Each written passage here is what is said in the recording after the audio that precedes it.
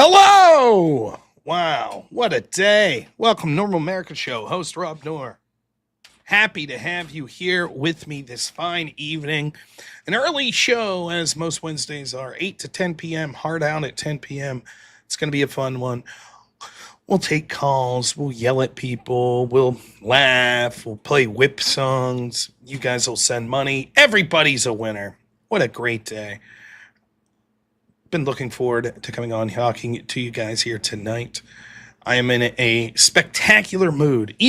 Normally I'm a happy guy, but even for me, I'm in a good mood today. And so it's my pleasure to be here and spending the evening with you. And then after this, I get to go over and play Dungeons and Dragons, which is also going to. There's our friend Abe. He'll be in the game. Psh, psh. These damn orcs don't stand a chance. Crush shit up. It's going to be fun. But yeah, it's going to be a good night. So we'll have a hard out on this channel at 10. We'll raid my man EOD, who's going to be being the dungeon master for our D&D game. But I'll still be streaming to my gaming channel. But I'd prefer if you go over to EOD's channel and watch it there. Keep everyone in one area so they could congregate and chat amongst themselves. It should be fun. Anyways, we're not worried about that. I know a lot of you people are like, what is this nerd shit? What is this guy talking about Dungeons and Dragons? Zachary Kelpie wants to know, for $5, did I go golfing? I did not go golfing. I'll tell you where I'm coming from. I just got back from somewhere, so I'll tell you here in a second. But man, what a day. Man, it's so weird. One of the things I've noticed since I left my old job, I was literally there 24/7 when I was at work. I didn't get paid 24 hours. I usually only got paid 16 hours a day, but I had to be there 24/7. And so you got downtime where you could stream or you could sleep or, whatever. But now I'm back with my family every day. It's truly a blessing. It really is. But man, it's weird how little random stuff could fill out your day that I never noticed before. Like stupid things like, oh, okay, you could mow the yard, and then you do a couple things around the house, and then you have to go talk to like a guy about your insurance, and then you got to go pick up a prescription, and then you stop in and visit grandpa, or, things like that. And it's like, all of a sudden, there went the day. But man, I love that stuff. That's what I was built for. I was built to be basically a 70-year-old man just walking around saying hi to everyone. That's it. That's what I was meant to do in life. So days like today, it's one of my favorites. Got to talk to Courtney's grandpa and grandma, who I haven't talked to in a while, and it was actually a proud moment for me, which maybe I shouldn't talk about, but I will. I don't care. I'll disclose personal details that I shouldn't. That's yeah. All the stuff magically just got done in my house before. I don't know how. Just magically. I'd close my eyes, wake up, everything's clean. It's amazing.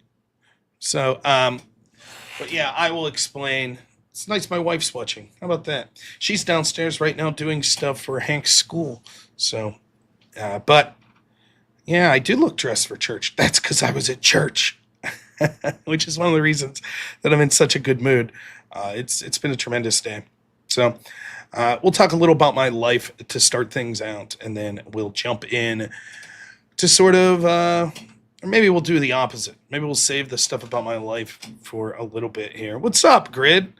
Had a good call with Grid earlier today. Really, really, really, shoot, I forgot to write down the date that you told me. November 14th, I believe.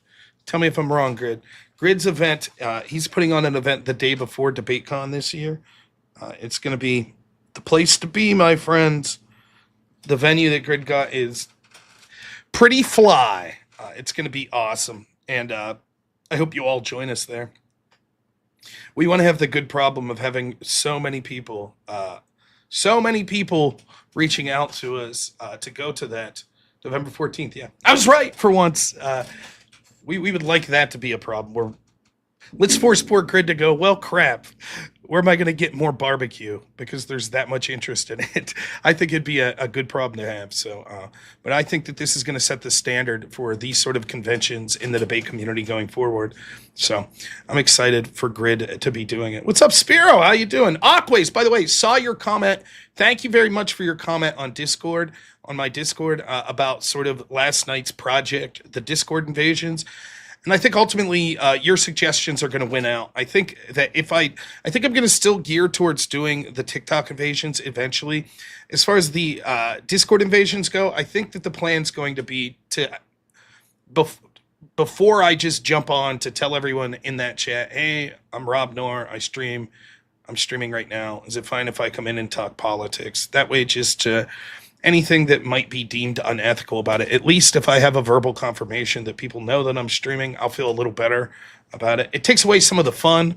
Uh, yeah, thanks, Aquays. I appreciate it, man. And I should do a better job of, particularly on my Discord, of responding to people. But I do read a lot of people's comments on my videos and stuff, and I try to take stuff to heart, particularly the positive criticism people give me, or not even always criticism, suggestions, criticism, even the haters. Sometimes I'm like, haters got a point there. Got a point. Hater got a little bit of a point. So I am looking snazzy. I was at church. So there's my man, Are We Not Men? What's up? Great to hear from him. He's everyone in my chat's like working folk, not me. Who was it? Someone said, Aqua said, remember Andrew said you'd feel guilty for not working 24/7. It's true. I do feel like that sometimes, but I'm starting to feel less guilty. To be honest, I'm starting to feel just fine. So, yeah. One thing I need to work on and see what you all think. Tonight's show, it's only 2 hours, so I gotta go. I gotta go. But normally it takes like 15 minutes to get people to come in. So I don't know. I usually try to stall for like 10 minutes and then jump into the story. But I don't know what the proper protocol. I don't want to waste people's times. See, Are We Not Men's already saying I'm slacking. See? But it's weird because I'm like, sometimes I cover stuff, the first 20, 25 minutes, I'll talk about like my favorite story of the day. And then no one heard it. Well, half the people didn't hear it. And then by the end of the show, they're like, hey, did you talk about this? I'm like, yeah, I talked about it at the beginning of the show. Yeah, it's Dungeons and Dragons night. Are we not men? Are we not men's favorite night? Where he gets to call everyone nerds. Naughty Germ, thank you as always, my friend, for the $5. Really appreciate it. So Zachary asked, did I go golfing? I did not go golfing. I went to church. Today was my first, it wasn't really a mass or anything like that, but there was a small church service. It was Hank's open house for his Catholic preschool that he's going to. And we just got back from that. But it was the first time that I've been to a church event for like me or my family in probably 41, probably 20 years. That wasn't a funeral or a wedding or something of that. So we're going to start attending church, Catholic church, every Sunday will be the plan in the morning. And then my son will be going to the Catholic preschool eventually starting next year. I believe that he'll have a Catholic service that he attends Wednesday evenings for his school. But they don't really do that for preschool. So we are going to... there you go. Cat's going to come troll too. Good stuff, Are We Not Men? But I think it's a really important thing. I mentioned this earlier. This is the last weekend of pre-planned stuff that I had before I started streaming full-time. Friday night debate and Grid's channel is going to be all Star Wars and Star Trek franchise prompts. I probably get smacked around. I don't know much about either of those. But anyways, I think that it's important to get into a routine, both with physical health and with spiritual health. So it just felt good to be at church, and I'm looking forward to it. So it was very nice to be there.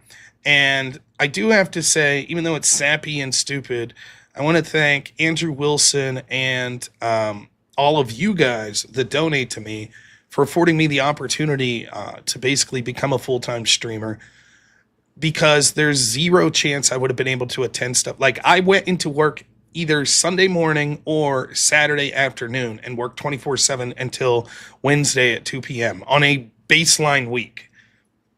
And there was just be no way that I would be able to attend church on Sunday or do half the things that I'm able to do with my family now. So thank you all. Um, yeah, I'm looking forward. I think that going to church is really going to help my already incredibly blessed life help it go in an even better direction. So I'm very thankful to all of you for that, and we'll always, always, always remember everyone's kindness for helping afford to allow me to do that. And that goes doubly, obviously, for Andrew, who paid me to be a member of the Crucible. And level 4 lobster, especially, he says cringe. How's work going, buddy? Unfortunately, Lobster is still working right now, so I don't think he can make it to church tonight. But so but yeah, all my mods and people like Black Elk, my editor, that helped me out, like it's really really good. I know how to get under Lobster's skin. It's like, how's the truck, buddy? By the way, Lobster, just for you, I'm ordering a new push mower from UPS. Get that delivered now that I know that the drivers hate that stuff. So, anyways, enough of that. No one wants to hear it. It's true. God is good. So, I'm very, very thankful. But on with the show. We're trying to raise some money tonight. How much?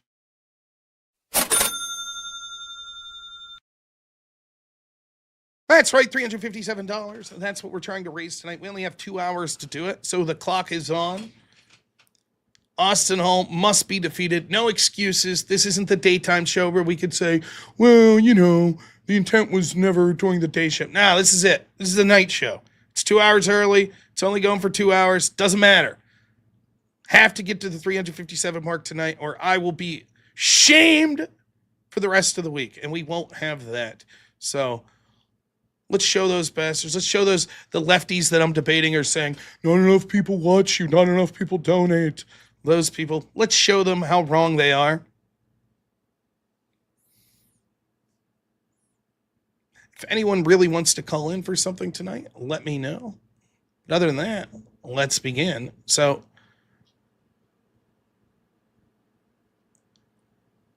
I thought first, I got some stories. I am trying to take the story that I think's the headline of the day, push it back a little further. So thank you to whoever gave that advice. So I thought we'd start with this interesting video first. Someone I really like, Mark Halperin. I think he's trying to be one of the good people that's still like connected to the legacy media. And he's sort of been doing a diagnosis on the media. He did this interview with Glenn Kressler the other day, and I was going to talk about it, but then it ended up falling over the weekend and I wasn't streaming. And then I ended up doing the debate Monday. Yesterday's show, we were working out working out the bugs on sort of the possible Discord invasions. So I didn't have time to play this video about Glenn Kressler. Now, Glenn Kressler was the person at the Washington Post that was their fact checker of Donald Trump in his first term. He's the one that would put like 4 Pinocchios and all that good stuff. Then remember, I think it was him that famously said, oh, now that Biden's elected, I won't have to do my job for 4 years because Biden doesn't lie.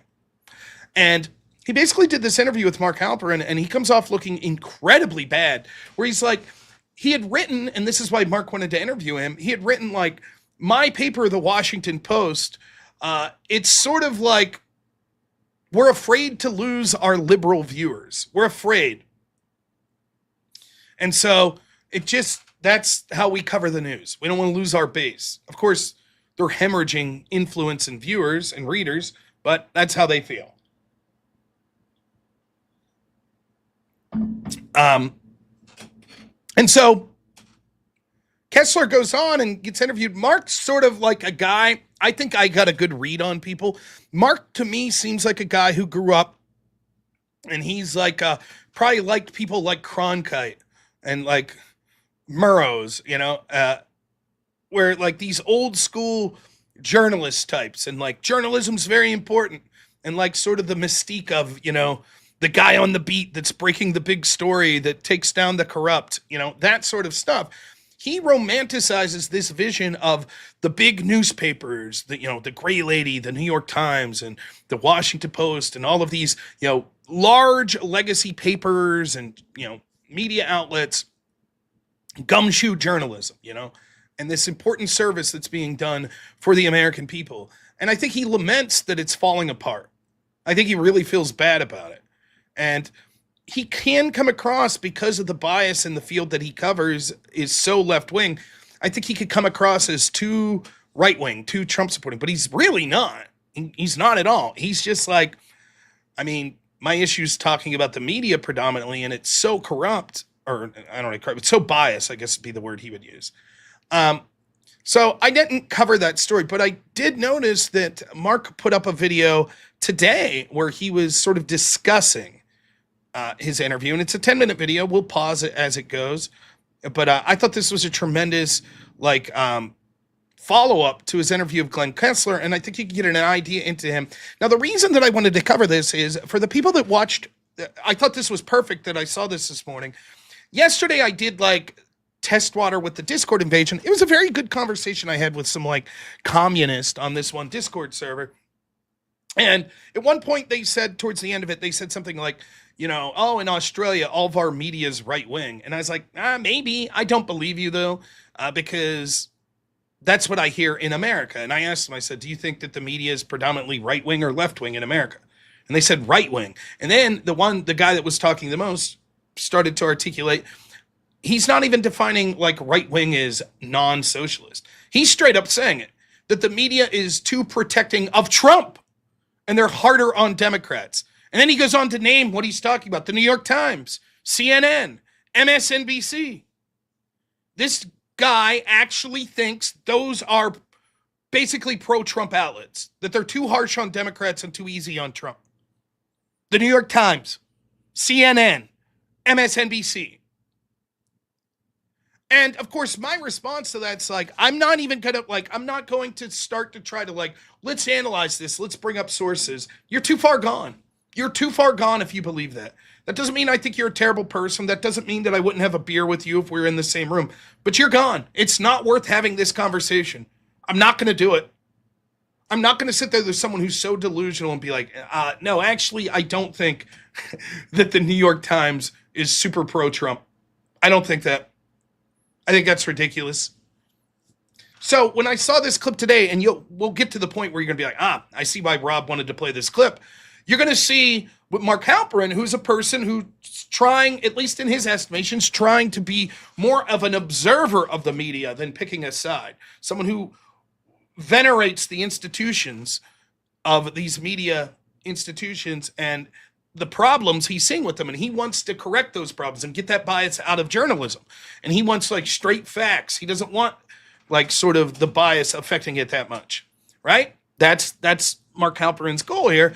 And you'll hear him talk about it in his own words, but sort of his diagnosis of this Glenn Kessler interview. So that's pretty much all the background you need.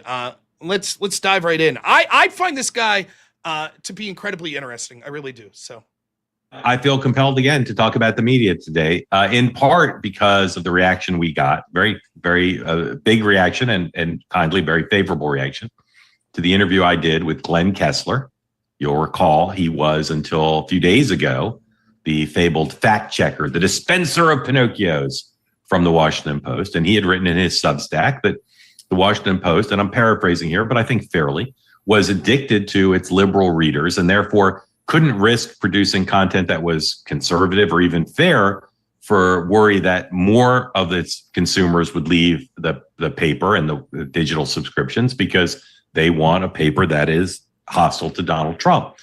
Now, again, this is the guy who's the fact checker at the Washington Post admitting our base is so rabidly anti-Trump that we can't even cover stories that are neutral.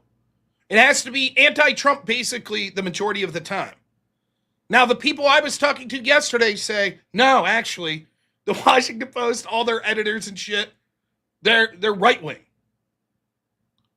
So just to get the, as Scott Adams says, the viewing two movies, the people that work at the Washington Post think they're rabidly anti-Trump. They think their readers are rabidly anti-Trump. They're admitting that we put stories out that are pretty much anti-Trump the majority of the time. But then the radical lefty communists are like, this is a right-wing rag. It's too Trump favorable. Remember when I told you with X, the reason that the left was so freaked out that Elon could buy Twitter wasn't that they were worried that Elon may do to them what the first Twitter ownership group did to conservatives, did to Donald Trump and his supporters. They weren't worried about that. They were worried about losing their monopoly on the control of these companies that run social media. Me and these lefties could look at like social media circa 2021 and say, man, 95% of this social media is controlled by lefties. That's not right. And these leftists would be like, we agree. And we'd both be like, this is terrible. And they'd say, yes, we agree. And I'd say 95% control. And they'd say, we agree. That's not near enough. That's not enough. It has to be 100%. It's unfair if even 1% of it is controlled by someone who's not left wing. That's how they feel. That's when I show that Ari Melber clip where he's like, oh, can you imagine, from MSNBC, if Elon buys Twitter, imagine that he censors a candidate for president. Can you imagine? What if he just turns down the reach of the political party that he doesn't like? Right. That to them, they're like, we need to be able to do those tools. We have to. That's what's fair. What's fair is we're good people and you're shitty people, so you get nothing and we get everything. That's fair. It's unfair if you get 1%. That's unfair. That's how you can have people that are like these communists that I'm talking to yesterday who seem decent enough people like to chat with, but that's how they could look at the New York Times, MSNBC, places like the Washington Post and go, this is too pro-Trump. It's too pro-Trump. And you'd look at it and you'd be like, pro-Trump? These articles are brutal. They gave themselves Pulitzer Prizes for spreading the Russia collusion hoax. They were too nice to Trump, they'll say. Too nice. I promise I'll get to all the super chats. I swear I will, but let's keep going with this interview. And I wanted to talk to him about that because it's an extraordinary thing for a guy who worked decades in the Washington Post newsroom, who was their fact checker, one of the most important jobs at the paper, to try to hold all powerful interests accountable to the public interest fairly and accurately, not hold Donald Trump accountable unfairly. I thought, what would he say? How would he explain that? So a guy who cast himself as fair, acknowledging that the Post was addicted to its liberal supporters. I really didn't know what to expect. The reaction from you all on X and elsewhere, emails that you sent in, were pretty uniform. I don't recall seeing a single tweet or getting a single email from somebody saying you were unfair to Kessler or the Post isn't liberally biased. Here's some of the reaction on Twitter. A1 from somebody named Matt. Mark Halpern pushed Washington Post fact checker Kessler to admit cheap fake error. We talked a lot in the interview about how he fact checked a video showing Joe Biden's obvious cognitive decline and suggested in his fact check that no, it was a misleading video. And this person, Matt, on Twitter wrote, if you think buying oceanfront property in Louisiana is a good idea, then you'll believe most fact checkers. If they can't obfuscate, they lie. That's their defense. Again, I have mixed feelings about fact checking in general, but this was a point of view a lot of you expressed that it's just not on the up and up. And that's unfortunate because if the Washington Post and other organizations are going to try to hold powerful interests accountable by fact checking them, people need to have confidence that it's being done in a fair way. This video, again, I'll put the link out at the end of it, but yeah, I mean, that's absolutely true, right? Again, one of the most blatant lies and cover-up I've ever seen is the obvious cognitive decline of Joe Biden, and they were calling videos that showed it cheap fakes. And again, another two movies moment. Last night, those people I was talking to said, nope, all the media were incessantly, the New York Times, CNN, MSNBC, presumably places like the Washington Post, incessantly were covering about Joe Biden's cognitive decline. And I was like, no, what they would cover is that Republicans say that his age will be a problem, but that's what they would cover. That's different, right? And I think Mark Halperin is hitting on something here, which is much like my frustration. I think this resonates with average people. It's one thing to be biased and spin a story about like the Iraq war or about the pandemic or about a bunch of other stuff. But sometimes things are so blatant that there's no defending it. You just look like a total fool. And the people in the legacy media and the Democratic Party that defended Joe Biden with his obvious cognitive decline that are like, we didn't see signs of it, that are now like, well, okay, I guess. Why would you ever trust those people about anything again? Why would you?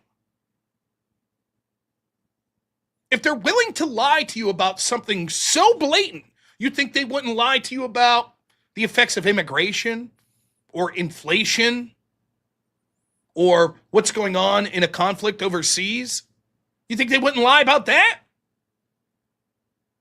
Or crime rates?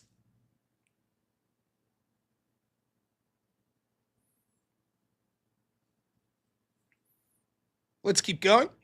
Here's another one, A2. This is another reaction to the interview that was pretty common. This is a painful listen, and it amplifies how closed off to alternative perceptions Glenn Kessler was and still is. He seemed incapable of admitting and taking responsibility for something being wrong. Hello, human. Again, this is a mystery to me about Glenn Kessler and about others of his ilk, which is, how did they not see the bias? When for so many of us, certainly for a lot of Republicans, but also for me, someone who loves the Washington Post as an institution, who loves and values the importance of media in our society that's there, just they don't seem to see it. Here's another one. And that's another. They still go down, and you'll get to the point he makes here next. I think it's the next poster. He makes the best point about this, but basically they don't see it that way. They honestly feel that they're so morally righteous that they can't be wrong. They can't be. They just can't. Well, Joe Biden's cognitive decline. Some of them know they're full of shit, but some don't. Some are just like, how can I be wrong? I'm right. This is their March on Selma. This is the civil rights movement of our day. They're right. History will show that they're right, no matter what. Orange man bad, it doesn't matter. The ends will always justify the means. So what do you mean we were wrong? How could we be wrong? You're awful. We could do what we want to. We could do what we have to do because your side is so awful. 3. This is along the same lines. Another tweet from Dennis O'Brien. Kessler seems very sincere in his belief that the Washington Post is totally objective. This explains a lot. If a preponderance of journalists and dominant media share this judgment, Halpern says parenthetically, and they do, the problem of bias in the news industry is far worse than if they were intentionally skewing their reporting. That's the truth. That right there is what's so scary. You would rather have them that are like, yeah, okay, we're cheating to help the Democrats. That at least is understandable. But they have convinced themselves we're totally objective. We're not skewing it. That's what's so dangerous. That's what's so scary about it. And it goes right down to the streamers that I stream with that are on the left. Same shit. They don't see it.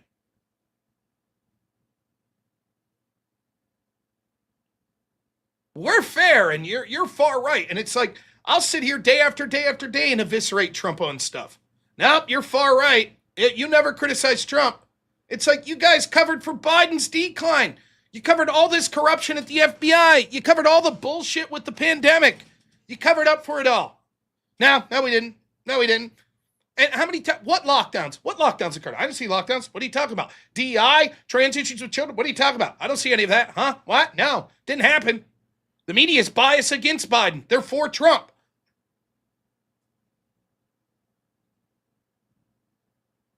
Our legacy media has convinced itself that it is above the fold. It believes, what was the name of that show with Jeff Daniels that you always see clips of? Is it like The Newsroom? Is that what it is? Where he's like a smug lefty? That's how they view themselves. They view themselves as that show or The West Wing. And they are these like erudite, like, oh yes, we're so smart. We're better than the average person. These heathens. Oh, we're the smartest people in the room.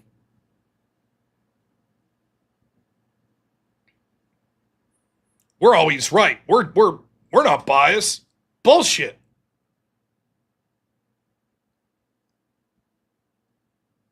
That's the problem. Let's keep going. I agree with that point of view. I'd almost prefer that they be doing it on purpose. But if it is, and again, I'm a decent reader of human beings. Glenn Kessler seemed to be saying he didn't think the Post was liberally biased. And I agree with that person who sent the tweet. It's just, how could it be and how insidious? All right, A4, one more tweet reaction. When you see your readers as a base, Kessler's term, much like a political party, then there is your problem. If you have a base, you're not journalism, you're a political party. You're a mouthpiece for a movement. That's exactly right. Now listen, I'm not going to say there aren't people on the right that do this. One of the people that I think was the best at sort of being a pundit was Rush Limbaugh. But I don't think anyone would confuse him for like a down-the-middle journalist. He's clearly got a bias. He knows it. Sean Hannity. Okay. Just like Rachel Maddow. I'm not confusing Rachel Maddow for a news person. But Glenn Kessler at the Washington Post, the writers for the Post, the writers at Reuters, the writers at AP, the writers at the New York Times, the people that are on the news desk at places like CNN, ABC, NBC, they tout themselves as news people. Meet the Press, like those are news shows. They are not journalists. They do not hold truth to power. They bury the truth for the powerful. They have picked a side. They are propagandists. At least don't pretend to be journalists. You're not a journalist. You're an apparatchik of a political party. That's fine.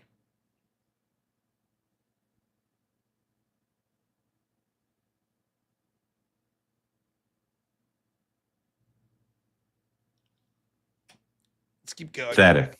And again, the reason I wanted Glenn Kessler to come on is he wrote his paper, his former home, his professional home for so long, was addicted to and is addicted to its left-wing audience. How do you change that? As I said, I don't know what I expected Kessler to say. I definitely was interested to see if he would admit anything about the paper. And occasionally over the years, I've talked to colleagues in liberal newsrooms, and they've admitted it. They've shown a little weakness. Yeah, maybe sometimes some of our reporters. Instead, Kessler just dug in. He said, we have a liberal audience because we're based in Washington, D.C. We have a liberal audience because people look at our op-ed page and think we're liberal. And conservatives don't like us because they think our op-ed page is liberal. But it's got nothing to do with bias. A lot of the reaction that I got through emails and on Twitter was mocking of Glenn Kessler, mocking of the Washington Post, mocking of big media, dominant media in general. I don't want to mock them. I really don't. I want it to be fixed. That's what separates me from a lot of the people, particularly people on the right. The right makes a fortune off of liberal media. They make a fortune off of it by mocking it and using it as content. And they make a fortune off of it because the left has opened the door to market share going to the right that they're not even competing for. All right. First off, yes, I would sooner this be fixed. Absolutely true. But it's not possible. It's not possible. Just like the FBI, it's not going to be possible until people are held to account. And so, yes, mocking them is the answer. And Mark Halperin's right. It is good content. My friend Drone Tech for years has a channel based purely off of this. Started in like 2015 or something. Great channel. You should check it out. Drone Tech Politics. I'll pull up the link here. He puts up a video a day of just pointing out he'll never run out of content in his entire life. Just pointing out the double standard and corruption of the media.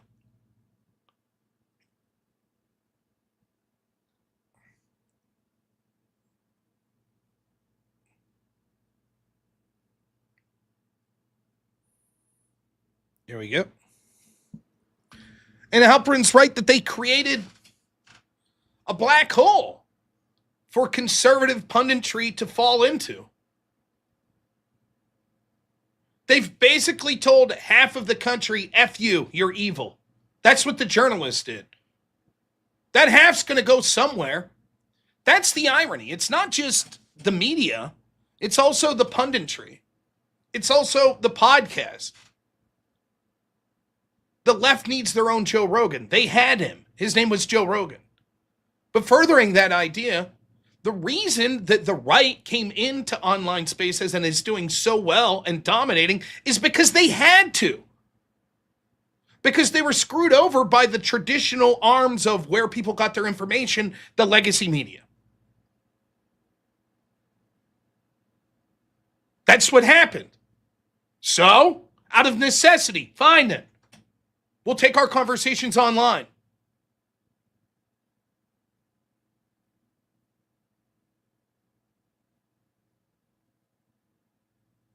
That's what happened.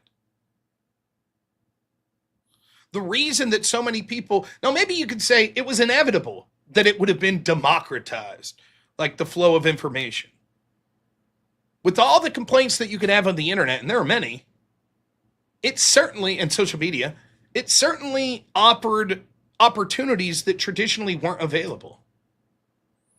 I am currently right now on YouTube alone streaming to 115 people. How would a dude like me 20 years ago talk to 115 people a night about politics? What would my avenue have been? And I'm just one little insignificant cog. There are people with much larger audiences than me on the left and the right. But more importantly than that, there are hundreds of thousands, if not millions of people just like me that are having these conversations. Maybe not on video, but through conversations on social media, etc.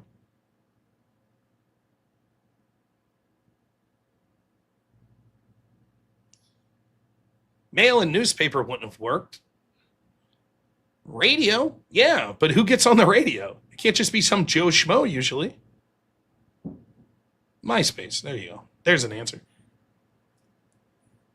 And so maybe inevitably this would have been the way things went. That a place like the New York Times, inevitably you'd have had individuals that are more specifically tailored to smaller audiences that are going to tune into them as opposed to a large legacy media outlet. Maybe. But they've certainly accelerated that. They accelerated it because they've been so antithetical to half of this country that half the country is going to go, okay. It's the same in the entertainment industry. Right-wingers are watching entertainment, and it's not traditional media. You see movies that would fall in line, even that they're not blatantly right-wing, but that are like just old school, like 80s type mindless action movie, like the Top Gun sequel. It's doing fantastically. The few amounts of like sitcoms that you had that were sort of leaning right-wing, like Last Man Standing with Tim Allen or Roseanne when she was on the Roseanne show, were doing pretty damn good. People were starved for entertainment because they feel locked out. And inevitably, what you're going to see is, and I think you're already seeing it, those traditional media platforms like your Hollywood movies, you know, your TV, network TV and stuff like that, they're going to go the same way as the legacy media. Where once you ostracize half of the country, they're going to be like, fine, we'll go other places for our entertainment.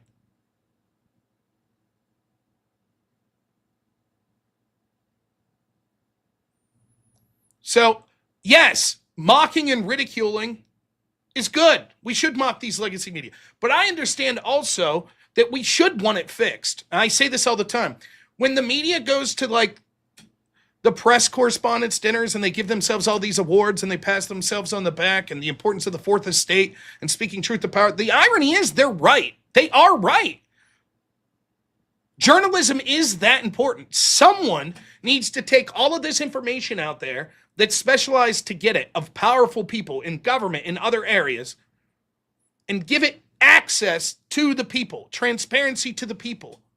And you can't rely on the powerful people to do that themselves. That's the role of journalism. It's just the legacy media doesn't do that anymore. They're propagandists. They're covering up the information for those powerful people. So I get why someone who, like Mark Halperin, who, again, I think has this sort of venerates these old school models of media and the importance of it. I get why he's saddened by this. Like, he probably wouldn't like someone like, well, I don't want to say like, but he probably kind of just smirks when he would see someone like me Like, here we go with the mainstream media and just tearing them apart with how shit they are. It's probably bittersweet for him. He's like, yeah, you're right, but I wish it wasn't this way. So I get where he's coming from. So I don't really want this to be about criticizing these places, except in service of making them better, having them do things differently. And I know from talking to media executives that some of the places, those of you who see liberal media bias would consider to be the worst offenders. I know from talking to people there that there is a movement afoot in almost every one of these places to try to figure this out, how to stay in business without losing their current audience in droves, but to find new people, and not just people on the right. Glenn Kessler wrote about how his boss said to him, how do we appeal to Fox News viewers? I want Fox News viewers to be looking and reading and watching and listening everywhere, not just places that appeal to them, directly, but also people in the middle. There's so many people in this country, whether they've got a political affiliation or not, who are delighted to just get the facts. Part of why I think this program and Two-Way are doing pretty well as new enterprises is because we're providing all perspectives and we're providing facts under one roof. I personally really enjoy his program and Two-Way for that reason. Like, they'll have a segment where it's just like how corrupt the media is, and the next segment's like Trump's doing some really bad shit. And I like, even if I'm not saying I agree with them, and it's impossible to not have a bias. I don't give a shit who you are. You have a bias, and that will influence you. The key is to try to shrink that amount of influence, particular if you're trying to be a journalist. It's one thing if you're a pundit. If I get hired by the Republican Party, then you have an expectation of my bias. But if you're like, hey, I'm an impartial journalist, yes, you're going to have some amount of bias, but you should try as best as possible to limit it. And I respect the fact that, like, Mark Halperin and the people that he has on Two-Way, he always has, I forget his name, and then Sean Spicer, former White House press secretary, he always has them on. And to me, I can see their bias, particularly Spicer and Dan, but they're really legitimately, it seems like, trying to be like, we're calling balls and strikes. We'll be critical of Trump. And then the next story, we're critical of his opponents. And I like that, because a lot of what I do is when I'm sifting through things, I will go to someone like, let's see what Jake Tapper says on this story. And then let's see what Matt Taibbi says about it. And let's see what John Sullivan says. And then let's see what the New York Times is saying about it. And let's see what the Washington Post is saying. And you're basically just like, I got biased people here and biased people here, and I'm trying to come to the truth. And yes, my bias is going to influence on who I believe, of course. But that's how you go about it. It would be nice if there were more people you could go to and say, look, traditionally, they haven't been brutally biased one direction or the other. So I would love to see. Leave me alone. I'm bad at pronouncing things. I would love to see more outlets like that. And that's not available. That's not on offer all that many places. And what I want is for big places to be fair. Why do we need big media places? Because big media places can do things that small places can't. The Next Up budget does not allow me, at least currently, to go cover the Putin-Trump summit, filing Freedom of Information Act requests. And then if the government denies that request, hiring a lawyer or having a lawyer who can file a lawsuit to try to get documents unsealed that are in the public interest, having bureaus around the world to cover international news, sending reporters out to try to investigate alleged wrongdoing, and then coming up empty and saying there's no story here, even though we just put a reporter in Chattanooga, Tennessee for 2 months to interview people and to look through documents. Don't minimize those things. If you believe that a democracy must have, as the founders did, strong news organizations, right, to hold powerful interests accountable, you have to have some scale, right? There's some economies of scale involved in doing the things I just listed. And as valuable as podcasts are and blogging is and social media influencers, they don't have the same infrastructure, the same scale that these big places do. And I don't want big places that are biased with those powers, those capabilities. I want big places that are fair with those capabilities. And that's where we are right now. There aren't very many places, in fact, I'd argue there are really none, that are truly fair, that have those capabilities. And that's what we need. And it's hard to start new ones. You know, I've been saying this for about 20 years as I've really, the last 20 years or so, have really dug into this question of liberal media bias and simultaneous, the decline, because of the rise of digital, the decline of the legacy news organizations, the major networks, the Associated Press, the big newspapers, to say nothing of Newsweek and Time. They're nothing like as powerful as they were when my career began. And no one has started anything new that has reached that level of scale. Foreign bureaus, Freedom of Information Act requests, lawsuits, investigative reporting. Bloomberg is a place relatively new that I would say has aspired to some of those things, but that's funded by one of the richest people in the world. There's a real concern. And I agree with them. I agree with the importance of it. We still need these well-connected, bigger places because they could do things that some guy like me is never going to be able to do. Like, for example, the Freedom of Information Act request stuff. Okay, you could argue someone like Tom Fitton does a good job, but in general, the scope of sometimes that you need to do with things like that, the financial backing and things like that, some guy like me will never be able to do that. Some local newspaper will never have the resources to do that. Or having bureaus all across the world. Or, you know, being able to file lawsuits to protect potential whistleblowers and sources that come to you. Things like that. You know, he talks about, we want places that have the resources to embed a reporter somewhere for 3 months and come up empty-handed. That's good. That's journalism. We heard there's a story. We're going to, at great expense, send one of our people to investigate it. And we can afford for that to come up. Okay, there's nothing here.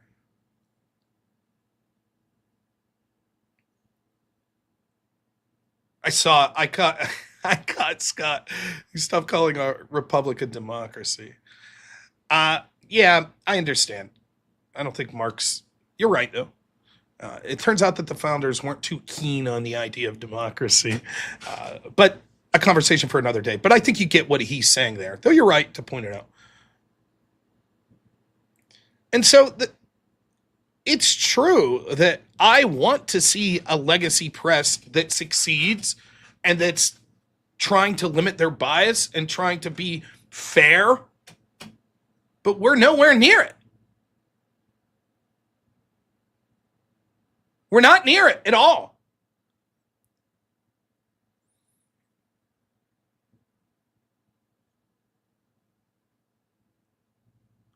I have to sneeze. Here, we'll tariff you all for more donations while I sneeze. Get some donations in. Tariff. Oh, goodness gracious. Yeah, that's better. You're tariffed. I tariffed my own sneeze there.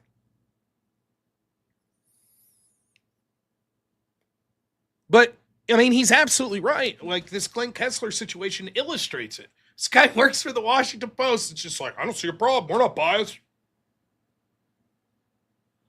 It's insane. And like, again, I thought if you watched the show last night and you saw me talking to those guys on Discord, they're like, in the United States, the New York Times, you know, CNN, MSNBC, they're all right wing.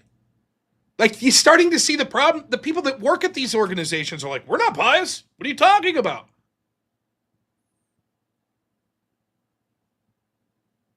The sneeze tariff, yes. So, I mean, really just good stuff there. Now, Mark Halperin, I will show you the two. If you would like to follow him, that particular video, I'll just put the link out there, and you could follow him on X, and you could obviously, from this post, you could follow him if you like. But there he is. And then he also works on what's called Two Way. And I think Two Way is an excellent source. They usually do, I think they do a show 5 nights a week. And it's really an excellent source for like conversations that are going on surrounding politics and the media. So here is that as well. And I think when people ask me a lot, like, what are places that you go to try to hear information? Here are two of the places that I go. And I think Mark Halperin was amazing leading into the 2024 election. and he was good at highlighting like issues that Americans were really concerned with. And he was reporting early, like, look, a lot of these polls seem like garbage that say that Kamala's way ahead.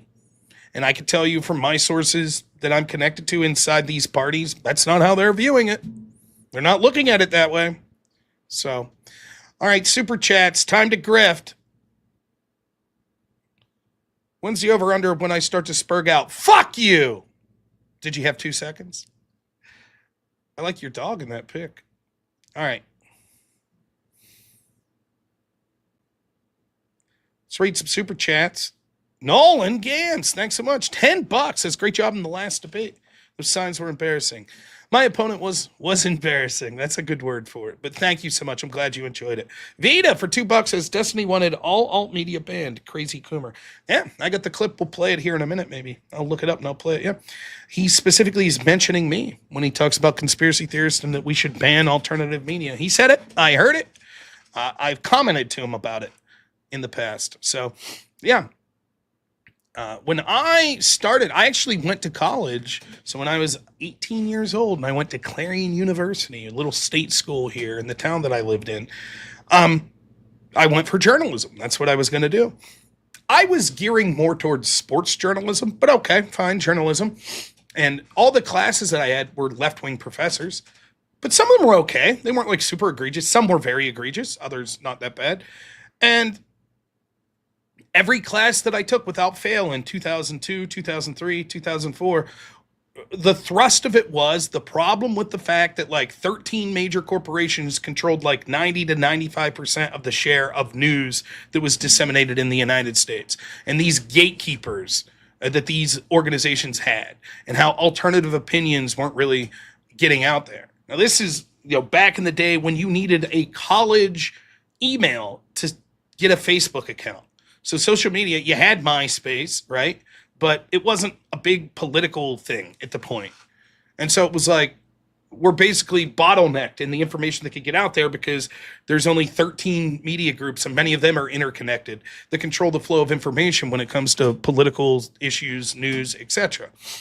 Now, some of those same lefties are like, well, we need to rely on those corporate media outlets. We can't have crazy disinformation online. Can't have that. Right? Right, Destiny? Ban all of these online people. Right. Wade Boggs, $20, says, there could be only one. A little Highlander quote. Thank you as always, Wade. The great Mr. Bill, $2 says, not skewed if you assume their audience is in New York City and D.C. Yeah, but you heard Halperin say that. It's more than that, though. It's not just that. But yeah, you're right. Nate, thanks so much for $2, says, like the stream so I get more viewers. Yes. And Daniel Zand, $5 says, that was funny. I definitely lost the over-under on the Spurg. Well played, my friend. Well played. I try to be a man of the people. Thank you so much. Now, I promise we'll get to more stories here. I do have a hard out at 10 o'clock because I will be joining my Mod EOD's channel for a little Dungeons and Dragons tonight. That's right. The great Joe Boober continues his adventure. Look at that. Oh, man. I don't want to talk out of turn, but I feel like, I don't know as a player that I'm the best in our group. I'm probably the worst in our group. I still don't understand all the rules and stuff like that. But as a character, I think there's a case to be made of our group that Joe Boober is the damn MVP. The great axe that he wields, he is just, it doesn't matter. Like, it could be a blob. It could be, these little were-rat guys we were fighting. It doesn't matter. He is whooping the shit out of everything. Everyone else at the party's like, hot damn. Just crushing people. So, just saying. It's not a popularity contest. We're in it as a team, but in reality, Joe Boober's kicking ass. I'm just saying. So, all right. We'll end the nerd shit. But I do have a heart out of 10. So, now listen, we failed in achieving our goal of getting $357 this morning. That's okay. As long as we get there one time in one day, that's okay. But we don't have time to stick around all night tonight. Normally, I'll stay up and make sure we reach the goal. If I have to stay up until 3 a.m., so be it. But we don't have that luxury today. So we're going to need you to get super chats in, lest this bastard Austin Hall who I've been informed allegedly has a subscription to the Washington Post. Just saying that's being alleged. Austin Hall pays for a Washington Post subscription. Just saying. So if you want this guy to be proven right, then by all means, don't send donations. But if, like me, you want to show him what a fool he is, then get those donos in. A couple more super chats real quick. Daniel Zand, $5 says Nerd Alert. Definitely true. And then the great Magus, $5. Thank you so much. Really appreciate it, Magus. You guys are the best. So we got to get those super chats in. We only have an hour and 10 minutes left, and we're only at 17% of our goal. Now, in my efforts, I think I'm a good debater. I'm a fine human being. I'm damn handsome. I'm a snappy dresser. All of that's true, right? Of course. Of course, we all know that. But I'm not the best grifter. Now, I got mods for that. I think that it's so funny how great at grifting my mods are in different styles. Like, EOD's always reminding people to donate. Are We Not Men is, but he's doing it like a fucking maniac. Like EOD, when he's like, hey, you guys should get donations in, is saying it, and you're like, hey, EOD seems like a nice guy I'd hang out with. Are We Not Men, when he's telling you to send donations in, you're like, I feel this guy would punch me in the face if I don't donate money. So it's an interesting difference in approach, you know. Zen's forehead is like borderline unethical, like in his duping of people to send money in. And then Achilles is just like one of the legitimate nicest people in the world. Like every donation, he's like, thank you so much for your donations. It's really appreciated. So it's like the mods are way better grifters than me. They're like the four horsemen, you know, from wrestling. Like we got Ric Flair, Arn Anderson, and then I don't know what we're going with, what era. We're not going to go with Chris Benoit. We'll skip that era, the four horsemen, Team Malenko, Chris Benoit. You get the picture. You get it, right? So, but I'm always trying to come up with different ways to grift. And, you know, one of the best grifters that I've ever met, my employer, Andrew Wilson, the great Mr. B, made us this slide. And it's true. Chad Andrew, a much better grifter than me. So I'm always trying to take lessons. But I have to say, last night something happened that may be the most depraved, grift-worthy thing that I've ever seen. Even in the annals of shameless grifting, this would approach near the top of just the laziest, griftiest bullshit ever. Cyber Diary doesn't want to talk about yoga pants. It has a different topic. Sure, man. I do call-in show almost every weekday around noon. Call in anytime, man. Even if you want to talk about yoga pants again, we can. But last night, somehow we found into a loop where, well, I'll just play the song and then I'll explain. So be sure to get those donations in. I think there's a way I could make you donate. Where there's a whip, there's a way. Where there's a whip, there's a way. Where there's a whip, we don't want to go to war today. But the Lord of the Lashes says, nay, nay, nay. We're gonna march all day, all day, all day. Where there's a whip, there's a way. Where there's a whip, there's a way. Where there's a whip, there's a way. Where there's a whip, there's a way. Left, right, left, right, left. Where there's a whip, there's a way. Left, right. A crack on the back says we're gonna fight. We're gonna march all day and night and more. For we are the slaves of the Dark Lord's sword. Okay, so that's the song. I found that song a couple months ago, or a month and a half ago. Put this song on there. It's funny. People donate. It's good stuff. Last night, somehow, that song was requested like 4 or 5 times, and then I just threw out flippantly like, all right. I'm done with the whip song. Someone suggested that I put it on loop for a half an hour until we reached a dono goal, right? Nah, that's enough. And then I said, just flippantly,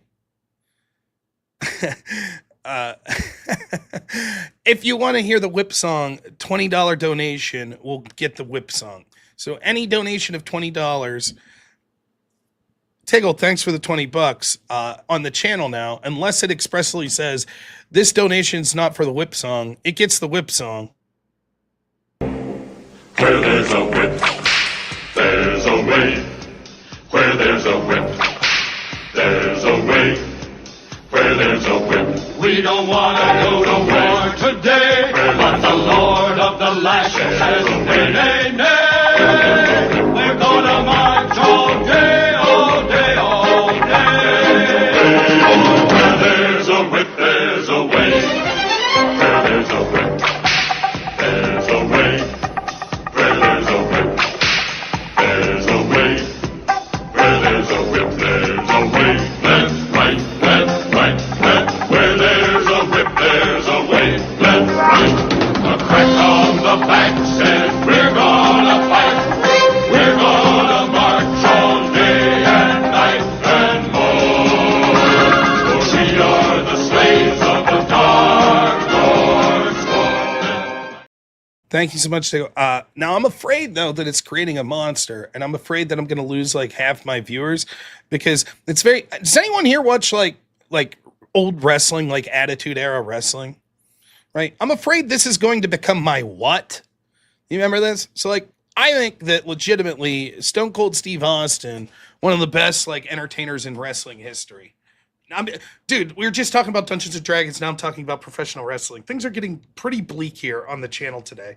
Nonetheless, okay, Stone Cold, I don't know when it happened. I'd stopped watching wrestling, right? But the whole what thing, does anyone know what I'm talking about? Like Stone Cold would be doing an interview and he would have this cadence. He'd be like, because I think that you suck. And then the crowd would go, what? And I think that you're going to lose to me. What? And it's just like, to this day, you watch not just wrestling, but anytime like UFC, sometimes you can hear this, or anytime that there's a live audience and someone on the mic, you'll have people yelling, what? And it quickly became the most damn annoying thing possible. And I'm afraid that $20 to play the whip song is about to become my new what? Wade Boggs, $20 says we're going to have to hear it again. Where there's a whip, there's a way. Where there's a whip, there's a way. Where there's a whip, we don't want to go to war today. But the Lord of the lashes says, nay, nay, nay. We're gonna march all day, all day, all day. Where there's a whip, there's a way. Where there's a whip, there's a way. Where there's a whip, there's a way. Where there's a whip, there's a way. Left, right, left, right, left. Where there's a whip, there's a way. Left, right. A crack on the back says we're gonna fight. We're gonna march all day and night and more. For we are the slaves of the dark Lord's sword. All right, thank you, Wade. Now I know, yeah, Dan's out. Got it. We'll see you, Dan. No problem. You also have the option to pay to prevent people from playing it for $20 as well. But I get it. Not for everyone. Fine. Now, normally I wouldn't even push this issue because we stream for like 5-6 hours at a night and we get to the grifty shit late in the night. Always try to keep the first 2 hours limited predominantly to politics and stuff with a few stops at the end of the hour to read super chats. Speaking of which, let's read some super chats real quick. Kieran Markin, thanks so much for the $10. Says the grift is real with this one. Thank you. Daniel Zan, $5 says dude's wearing a shirt that his mom made from her old drapes. Hey, fuck you. I bought this shirt. There's whoops, little Freudian slip there. Incidentally, I'll be heading to the restaurant. No, I bought this shirt at Walmart, baby, and I wore it to church today. Magus, $2 says, are we not men? Equals the whip. Thank you. Maggie, $1. Thank you so much. And Vita, $2 Says Rob, thinking to himself, I've made a huge mistake. Yeah, that's it. So, obviously, with the whip thing, I don't care. I don't care. My fashion sense isn't on trial here. It's not in trial. It's a good shirt. It's got hot dogs, little beers, and fucking tongs and stuff on it. We don't care what you all's opinion is. We don't care. Anyways, I digress. I think the rule is that it's going to be $200 to end the whip song for the rest of the night. Anytime someone wants to play that. Other than that, we'll play the song within reason. Anytime someone donates it. But I get it. You all, what kind of yins are you? I know, right? Sometimes I go away from my roots. Yins. People used to say to me, like, you all, y'all's at least a contraction. It's you and all. But what's yins? You ones, right? You ones. Yins. That's it.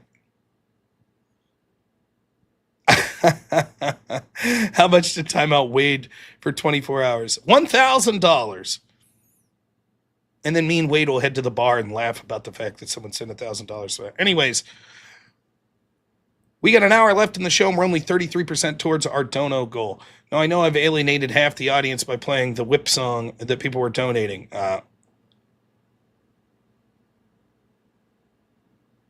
Yeah, see? Wade's like, no! What's Wade doing? Everybody's getting mad? Because he said glizzy? Yeah, it is. I'll wear this shirt every night. I'll wear it every night. I'll buy 10 of these exact shirt. I'll wear it every night. Viewers actually went up. You see? See? So there you go. If you want There's a Whip, There's a Way song, donate $20 and we'll watch it. But I think in the annals of grifting, that's got to be near the top of the most shameless grifting that I've ever seen. Playing a song that encourages you to donate by charging you $20 to play it and sitting on my fat ass while it plays for a minute. Literally, my channel could just be, I'll do 2 streams a day. One a serious political stream, and the other one I'll just do a 2-hour show where you all just donate $20 every minute for me to play that 1 minute Whip There's a Way song, and then I'll walk away with a fat pack of cash, and everybody's a winner. Of course, the flaw in my system is if people realize they could find that song for themselves, including on places like Spotify. But we know no one will figure that out, so. See, race card.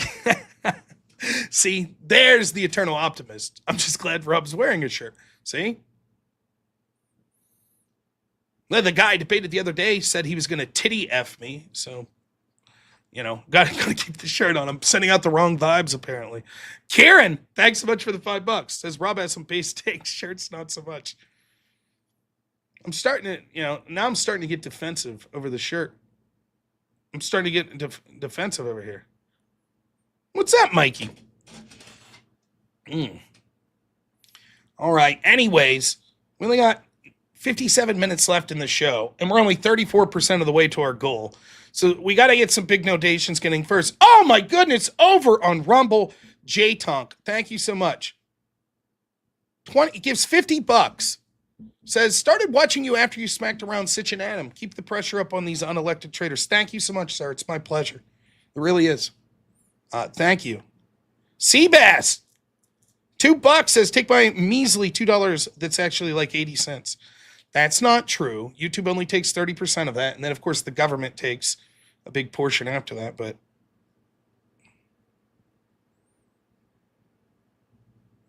man, wait, am I going to have to bring someone on to debate me on this shirt? Is that what's going to happen? We'll put the link out there and someone's going to come on and just finally I'm going to get wrecked in a debate about how shitty this shirt is. It's a button down. That counts for something. Button down shirt. That means automatically, it doesn't matter what print's on the shirt. If there are buttons that go down it, then it's formal. This is semi-formal. This is a semi-formal shirt. I'm actually wearing an undershirt. That's semi-formal. That's church attire. It doesn't matter that there's hot dogs on it. It's fun. It's summer. Ha! Good stuff. It's a good shirt. Fuck you people.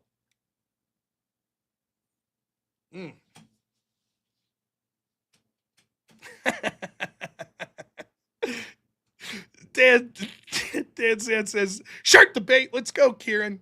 Damn, I'm bringing the heat. This is like a debate. You know, all these like left-wingers like Destiny that blacklist me. This is a debate that he'd like crawl out of the woodwork for. Rob's going on Jubilee, you know. 20 people will surround him to talk shit on his shirt that he's wearing. They'll be running to the chair. It's the fucking lamest shirt I've ever seen, you dork. You can't wear the Hawaiian shirt anymore because the damn Boogaloo Boys. That's all right. I still have Hawaiian shirts.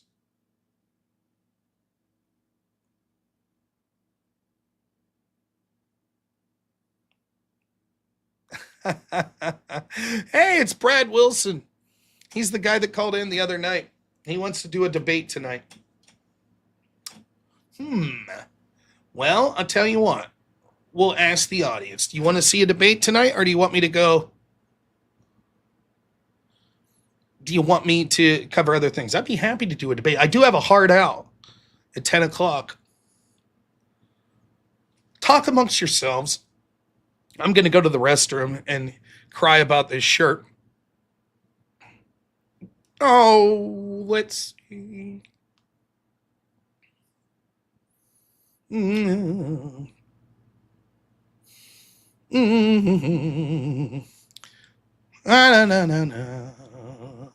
me know if you want me to debate this guy again, this time on a topic that he really believes in. Sounds good to me. All right, I'll be right back. Restroom break.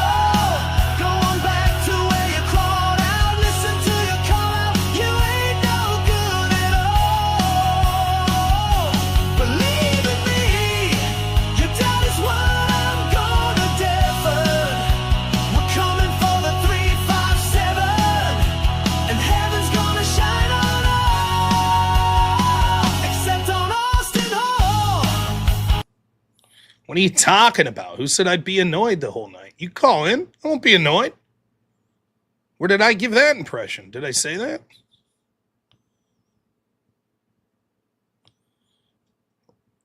We'll bring you on. Now I feel like I want to talk to you because you're saying no.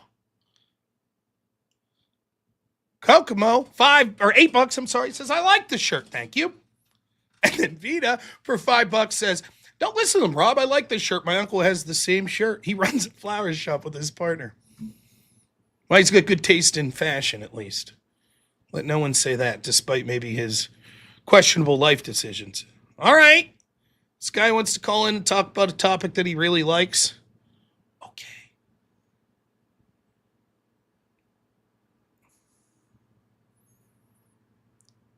Yes, that's right. I always sound annoyed. Couple things, though. We will say this. Any caller, this guy's going to call in if he's still there. Maybe he left. That'd be a shame. But that's all right if he left. Brad Wilson, if you're still here. Any caller, $100 to kick the caller. If it's a pre-set up debate, that's different. But something like this, someone's just calling in, $100 will get them kicked. Other than that, as long as it's within terms of service, I trust at least that this guy last time was able to be within terms of service. So, Brad, let me know if you're still there and you're considering calling in. Otherwise, we'll move on. He says bye-bye now, but I don't know if that means that he left. Where did I give the impression that he was just... I'm already being sarcastic and demeaning for no reason. Okay, dude. All right. Okay, big man.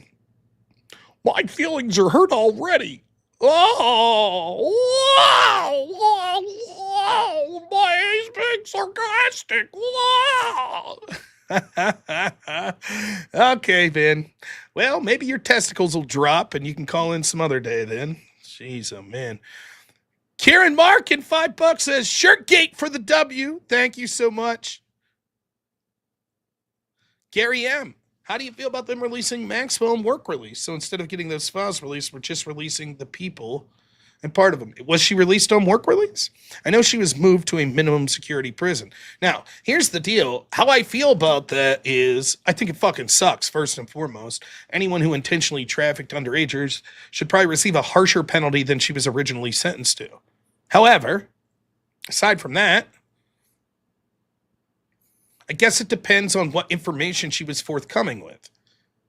If they proffered some deal to hopefully get the people that were actually abusing these children that are in positions of power, then maybe it would be worth it. If not, then it's shit, and it deserves to be heavily criticized.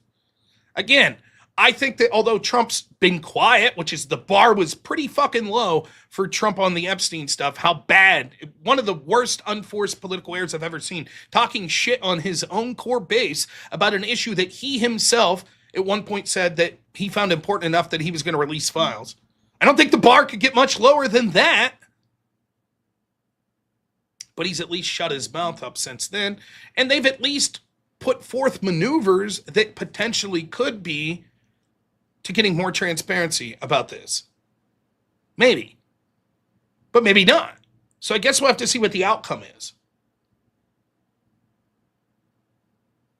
Not Brian Wilson. Brian Wilson was the guy from the Beach Boys. You're talking about Brad Wilson, the guy who, he's already being sarcastic. No, sarcasm. Okay. Anyways, more super chats. Let's get them going. Next story. The guy that wanted to debate's not calling in. Womp, womp. Who would have thought? The great John Solomon. What's this one about?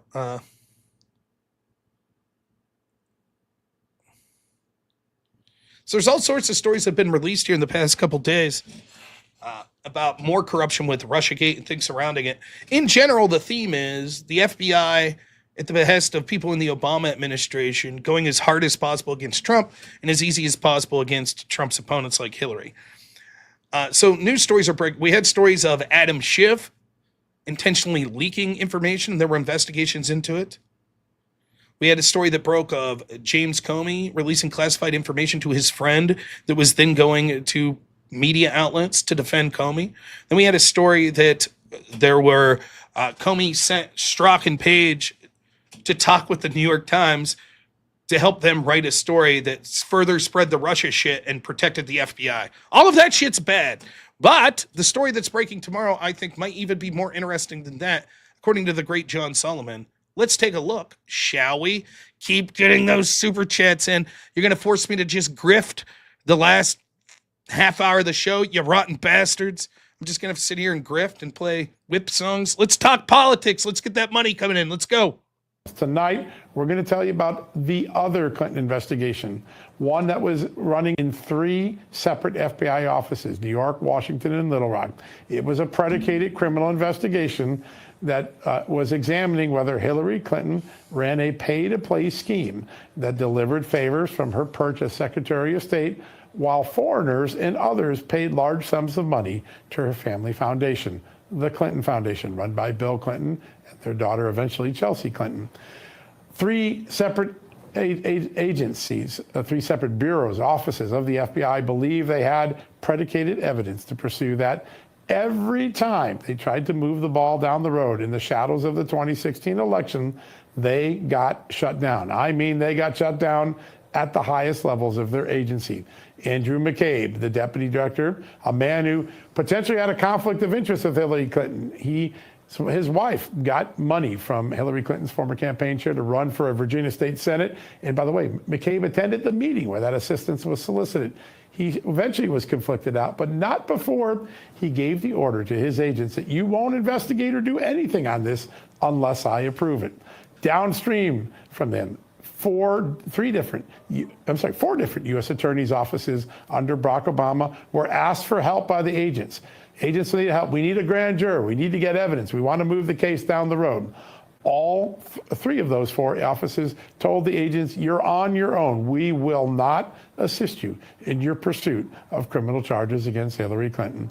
And then perhaps the most extraordinary statement in the document that we are going to show you on screen now, they can put it up as you're looking here. The Deputy Attorney General for Barack Obama, Sally Yates, explicitly told the FBI, shut it down, meaning the corruption probes of Hillary Clinton. Think about this. While Donald Trump was out on the campaign trail chanting, lock her up, maybe there was a good reason to lock up Hillary Clinton, he would argue every night. The Obama Justice Department was telling the FBI agents who also thought there might be a reason to lock up Hillary Clinton, shut it down. Remember those words.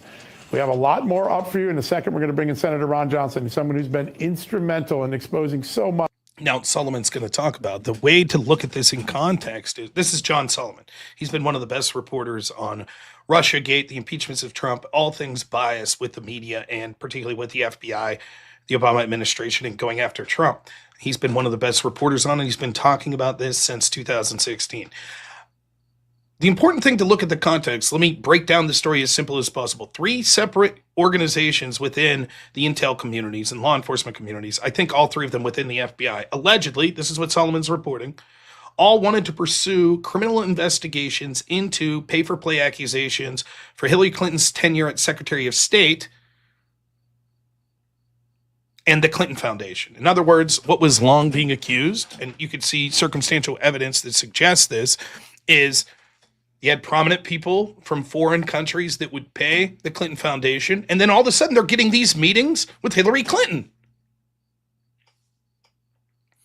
And surprise, surprise, once Hillary Clinton didn't win the presidency in 2016, it seemed that a lot of those donations dried up.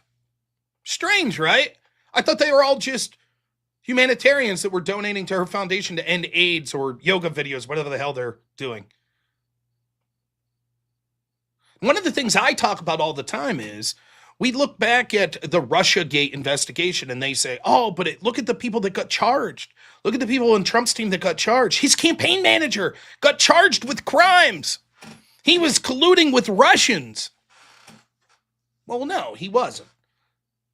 To the extent that he did anything that was charged that was colluding with Russians, it was that he was lobbying for the Ukrainian president, Yanukovych, who was said to have connections to Russia in 2013.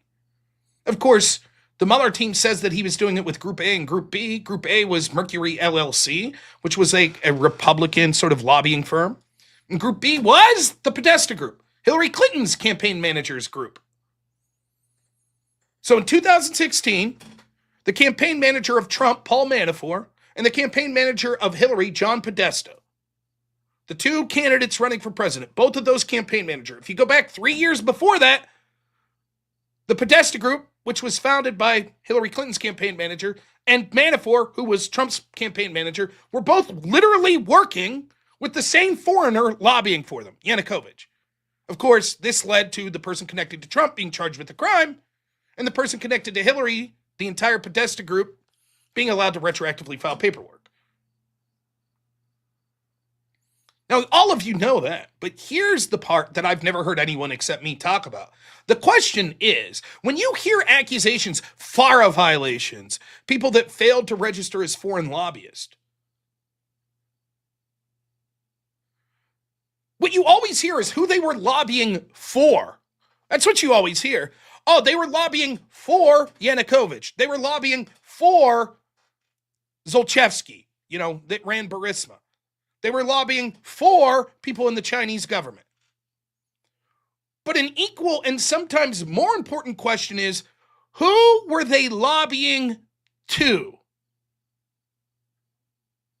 They were lobbying for Yanukovych, but to who? Who did they have access to?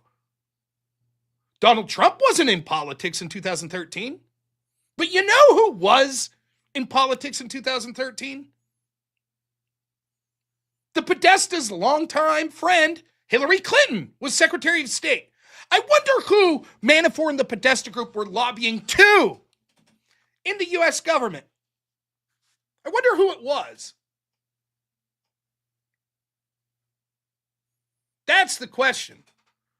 Apparently, federal agents thought there was a significant question, and they thought they saw evidence to pursue grand jury testimony or grand jury to get warrants so that they could look further into the evidence. Remember, if we know one thing with the whole Russiagate fiasco, it's the bar for starting an investigation is very low. It's very low. That's why it's okay for the Obama DOJ and FBI under him to start all these investigations into Trump. Perfectly fine. The bar is very low. So, okay, going into the shadow of the 2016 election, bunch of agents say, hey, 3 separate groups of them say, hey, we think that we have evidence here, that we need to get subpoenas, we need to get warrants. We think there's a crime here. Pay for play. Nope, says Andy McCabe, who, by the way, his wife is then running for office and getting paid by Hillary Clinton's team. Nope, says Sally Yates, one of the highest people in Barack Obama's DOJ. Shut it down. Shut it down. At the same time, they were looking for any excuse to investigate Donald Trump. Bullshit reasons with the Russia collusion hoax, including getting illegal FISA warrants to spy. When there's actual evidence, by the way, that all of us know, if you're completely honest, everybody here knows what was going on with the Clinton Foundation. You fucking know it. You know that there were people that were giving money to the Clinton Foundation and then getting access. Now, full disclosure, that shit's probably happening with Trump's team. It probably is. And it's fucked up then, too. And if it comes out and they're charged, so be it. Formerly, I guess you could have accepted. I say get all the fuckers. I don't care. But formerly, I guess you could have accepted. It's like, well, everybody knows that shit happens in Washington and we never really do anything about it. But oh no. They broke the glass ceiling. They said, nope, we are going to aggressively go after the candidate that we don't like. We're going to do that. And we're going to protect the ones we do like. And they've been doing it for 8 years. So fuck them. Throw the book at them. They charged Manafort for FARA violations. How many times have you heard me say in this show, one of the worst kept secrets in Washington is everybody's lobbying for foreigners. Not literally everyone, but it happens all the time. And very few are registered. I'm perfectly fine if we're going to be like, the same's true of mishandling classified documents. Yeah, so many people do it. If we want to throw them all in jail, fuck it, I don't care. I hate most of the people in Washington. I hate's a strong word. I don't like most of the people in Washington. Olive Jar song, $50. Just randomly throwing a number. We'll get to the super chat here in a minute.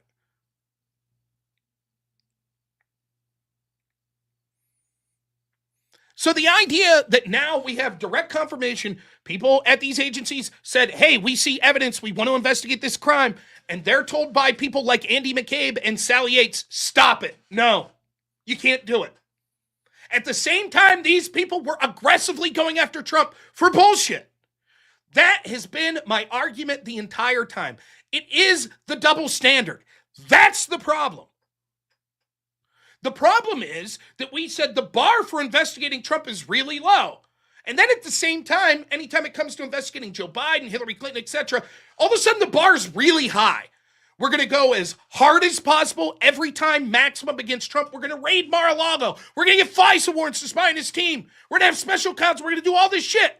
And then with Hillary's team, it's like, we'll give everyone immunity. We're not going to charge anyone with anything.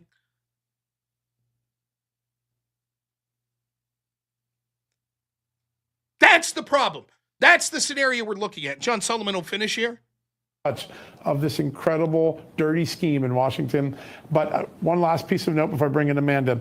We have now confirmed tonight there are some prosecutors who have come forward and are willing to cooperate with Attorney General Pam Bondi and, of course, FBI Director Kash Patel, who found this document. He found this document based on some whistleblowers that Justin News had. He went and got it. He has other emails that he's going to be turning over to Congress that I think will further this narrative. This is the beginning, but we've told you this was a double-headed scandal. The first part was pursuing false allegations against Republicans. The second was forming a protection racket around Democrats like Hillary Clinton and Biden family and others, Joe Biden himself, when it came to classified documents. That's the point. It's the double standard.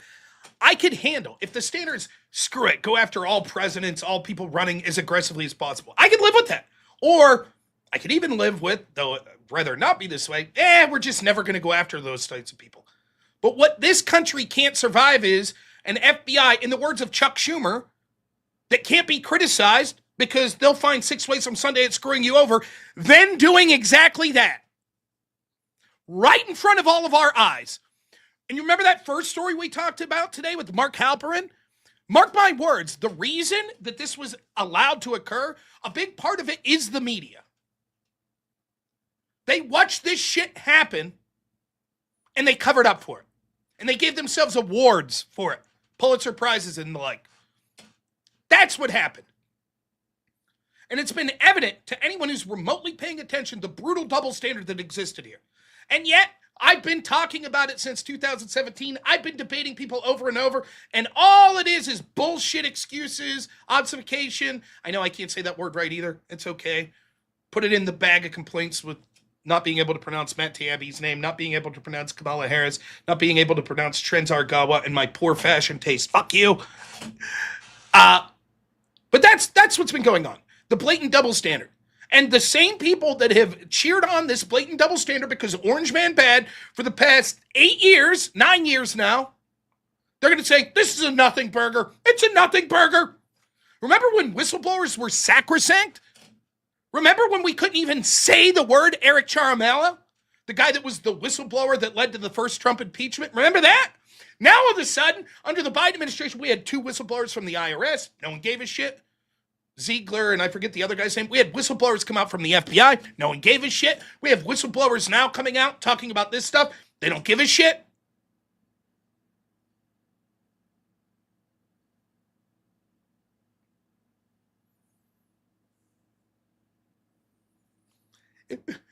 If we get to the super chat goal, for the sake of the grift, I will quickly change my shirt. Not on camera, but I'll go off camera and put a shirt on that people find more acceptable. See? Muff Cheese says fresh ass shirt. You don't know what you're talking about. So those are the stories that we're going to be looking at as the week goes on here. By the way, the same people that scream whataboutism all the time, they're going to be, what about Trump's connection? What about Jared Kushner? What about blah, blah, blah, blah, blah? Yeah, fuck them. Investigate them. Cool. Okay. They spent 8 years aggressively investigating Donald Trump, getting him for crimes like, well, a campaign finance violation, that we needed to have a novel legal theory to say that there was a crime to commit another crime so that we could extend the statute of limitations and charge Trump for 34 felonies for something that the same prosecutor knew in the same election in the same state that Hillary Clinton's team fucking did, which misfile campaign expenditures as legal expenses. But they didn't charge Hillary. Or they're going after the classified documents, or they're going after FARA violations of people with his team, or going after obstruction of justice. The list goes on and on and on. All I ever wanted was a single standard. My entire worldview isn't centered around Trump. I don't really care. I think that he's done incredible things for this country. I think no one could ever take away the achievement that he had in both 2016 and 2024, pulling off upset victories and being someone who, yes, he had the wealth and the circumstances, but also through his charisma, his personality, the specific policies such as immigration that he latched onto. He won a huge upset victory, and he started to put cracks into this sort of corrupt establishment. But at the end of the day, It's not what it's about for me. I'm not like these people. This guy that was on my channel this morning, he named his YouTube account Trump's Whoppers, and then just sat in there and talked shit in Trump and said that we were soy for Trump and all this shit. Their entire political idea, I've talked about this so many times. The entire political ideology is Orange Man bad. You could be like, I'm a socialist. I believe in reining in an aggressive police force. And yet, you would cheer for anti-socialist policies and an aggressive police force if it meant getting Trump. All of their beliefs, so many of these people, all of their beliefs, genuine beliefs they would have on their cultural political ideology is put on the back burner to, we must get Trump. We must take down Trump. I'm the opposite. My criticism's never been defend Trump at all costs. My criticism's been Trump will come and go, Hillary will come and go, Obama will come and go, Biden will come and go, but these institutions that are corrupt will remain. And that's what needs to be dealt with. And if that means that we, in the process of dealing with them, crimes come out of Donald Trump, then prosecute those fucking crimes.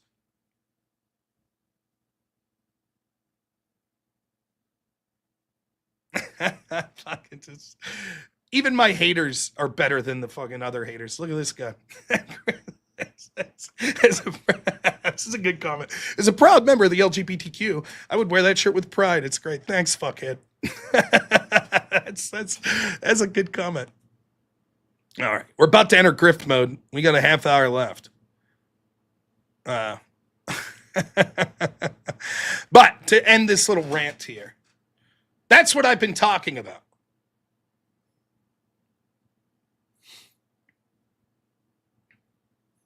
And as more and more evidence breaks, look, it may entirely be true. I'm still saying, I mentioned I'm a little more hopeful. I'm 15% hopeful now that someone significant will be charged with some crime related to this stuff. Still well under 50%.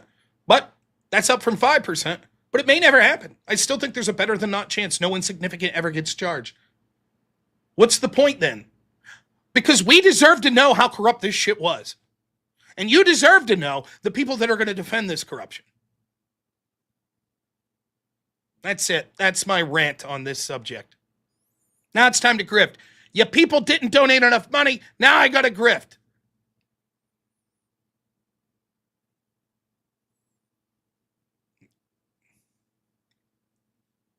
Daniel Zan, $5 says we need a Rob appearance on Piers Moore and shit would be epic. Maybe that's something in the works. We'll see. Tiggle, $5 says, how much do I pay for the olive jar? I think I said $50 just flippantly. Neil Devo, $20 says, Rob, do what you want to do. I love the entire responses and deep dives. Monetize this. Make the On Notice series. I'd love to hear you make this viral. Everyone agrees with this. Love what you do. Thank you. Well, luckily, that's why I have a good editor, Black Elk, who will clip that out, I'm sure. He has a great eye for what to clip. But he's going to start clipping more of the rants and stuff. And the more money that you guys send me, the more that I'm able to build a team around me. And we could get more content and shit like that out there. So thank you so much for your support and kind words, Neil. I really appreciate it. Level 4 Lobster, I haven't read this comment yet, but I'm sure I'm going to hate it. For $5 says, towards the shirt change. I'm going to become president. I'm going to become the most powerful man in the world. I'm going to start doing everything I can to get connected to Trump and to Elon and to the fucking Rothschilds and to George Soros, every wealthy, powerful person in the world. And I'm going to position myself in the next 15 to 20 years as one of the most powerful people in the world. And then what I'm going to do is I'm going to buy UPS where you work, Level 4 Lobster, and this is going to be the official new uniform. That's what I'm going to do. And you're going to have to wear this every day. And you're going to be calling into my show wearing this exact shirt as you're working. That's what your future holds, my friend.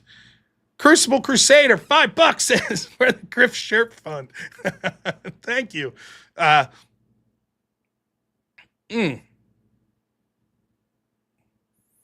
there was a $20 donation.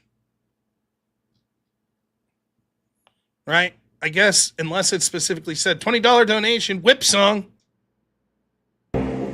Where there's a whip, there's a way. Where there's a whip, there's a way.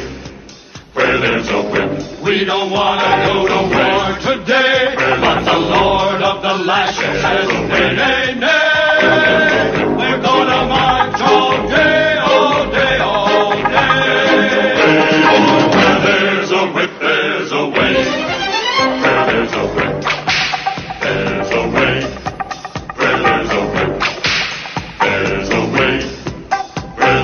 whip, there's a way. Left, right, left, right, left. Where there's a whip, there's a way. Left, right. A crack on the back says we're gonna fight. We're gonna march all day and night and more. For we are the slaves of the dark Lord's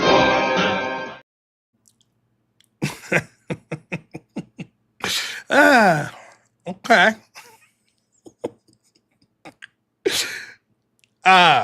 Well, as we're trying to monetize this controversy, again, if we get to the dono, I got to be out at 10 o'clock. I'm playing some D&D tonight.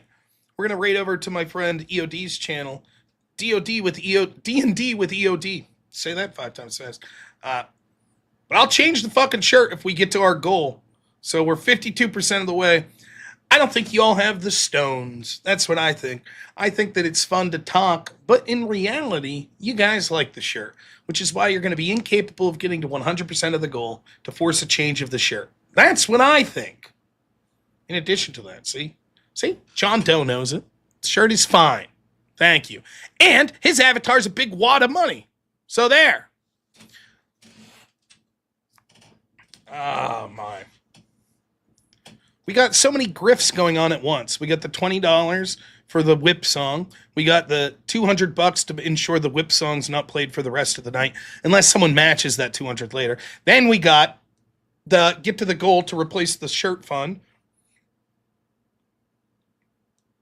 And I know what you're saying, like, okay, but I don't have money. I can't donate. Well, that's fine. You could always just make fun of the shirt for free. How much did the shirt cost with tariffs? It was affordable.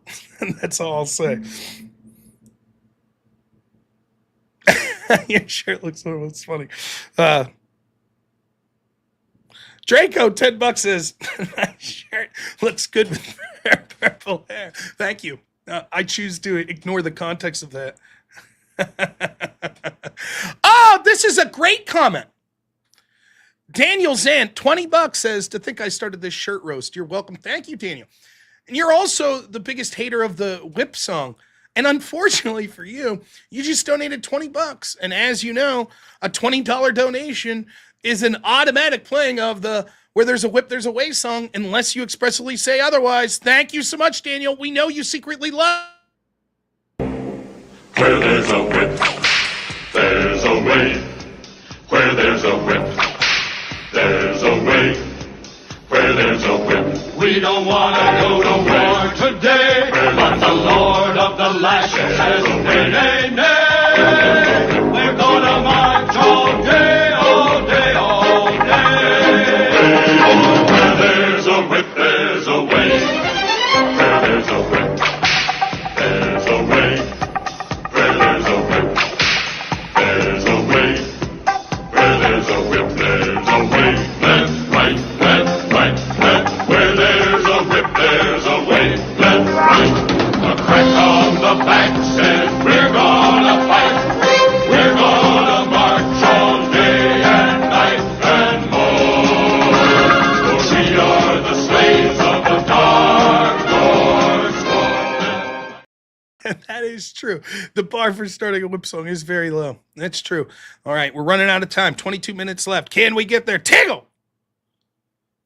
$10. Rob, what are your thoughts on cryptocurrency? I know next to nothing about how they operate. That's number one. The idea of decentralizing money is very interesting. I think that there is a big risk in it. So for cryptocurrency, someone could just like literally hold you at gunpoint and get your key and that's it. Sort of reminds me of the old idea that you'd see in these movies, like in Die Hard, of bearer bonds. Like whoever has it, has it. You can't really go to the feds and say, someone stole my cryptocurrency password. So it's sort of interesting, right? I find that part of it interesting. But I like the idea, if we're going to have this fiat currency ran by the government, that there need to be competing currencies that hedge against it. And so ultimately, I do think that it has the power to sort of decentralize banking. However, you got to understand it, and I don't. So I hesitate to myself get involved in cryptocurrency because I just don't understand the ins and outs of it right now. But I think that it's something that, because of the positive potential of it, and I think the inevitability of it, that everybody should do themselves a favor and at least get base level educated in sort of the ability and what cryptocurrencies will be able to do.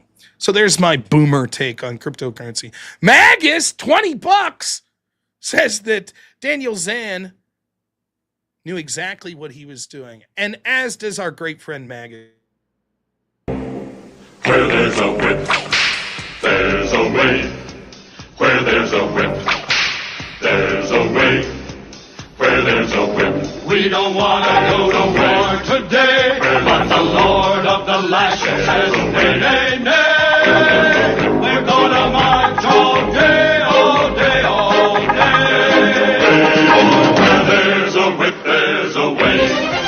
Where there's a whip, there's a way. Where there's a whip, there's a way. Where there's a whip, there's a way. Left, right, left, right, left. Where there's a whip, there's a way. Left, right. A crack on the back says we're gonna fight. We're gonna march all day and night and more. For we are the slaves of the dark Lord's fallen. Oh, man. It's getting crazy now. 69% of the goal. Oh, snap. Again, I know that's supposed to be a funny number, but I don't know what it means. Brock Van Wagner says, I think crypto is a scam and only has value as long as people say it does. If tomorrow people decided crypto is worthless, many people would be financially ruined. Yeah, same's true of the dollar. Now, the difference is the dollar is backed by the force of the federal government, but who controls the federal government? What if they decide that they're going to sell out the people of this country? See? Imaginary gets it.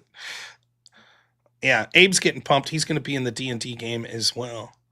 Now, we're running out of time. We got 19 minutes left. Will we reach our goal? Will I be wearing this shirt all night for Dungeons & Dragons, or will I change? In fact, I probably won't even change. I'll probably just take the shirt off camera, and I'm wearing a white shirt underneath. I don't know. 31% of the goal to go. Will Austin Hall be the winner?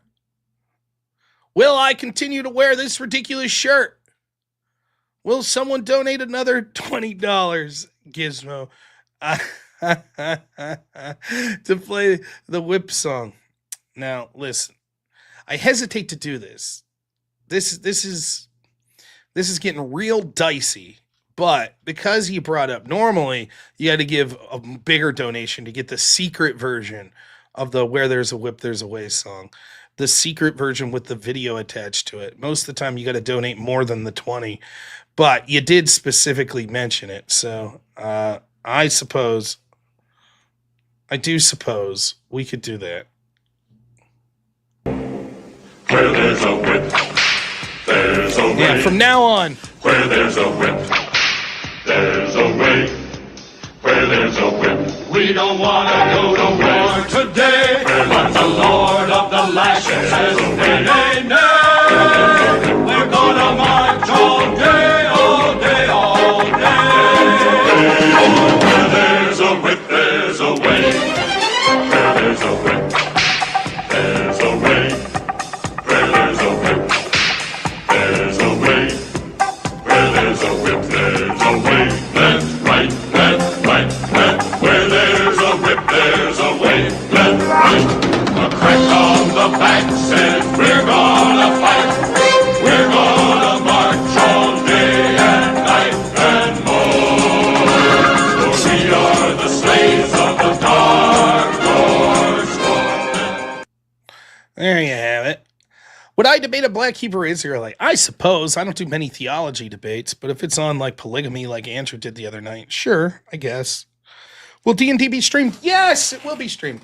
First off, I always forget to say this, but I do have a second channel that I'm streaming to currently right now. Of course, you can follow me on all places that are cool like Rumble and X and Kick. But I also have this channel, Normal America Gaming, over there. Though I will be raiding into my mod EOD's channel, who is the Dungeon Master. But you all should go over to my gaming channel and just give a sub, even if you're not going to watch. We're down to about 15 minutes. Are we going to make it? 30% to go, 15 minutes. I don't know. That's 2% a minute. Daniel, thanks so much, $5 says, what's your takes on the Green Dons getting thrown in the WNBA courts? Finally, something worth watching, right? It's hilarious. It has to do with sort of like an ironic subversion. It's sort of the Streisand effect. Oh my God, it's sexist. This is despicable. Okay, we'll do it more. But it's very funny as far as I'm concerned.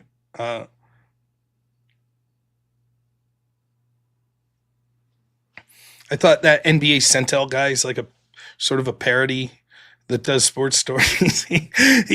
People, it looks like NBA Central, so people always get confused and think it's legitimate. And he put a post up the other day that was like anti-sex toy nets to be put up around courts of WNBA, and people were like, "Oh my goodness!" Good stuff.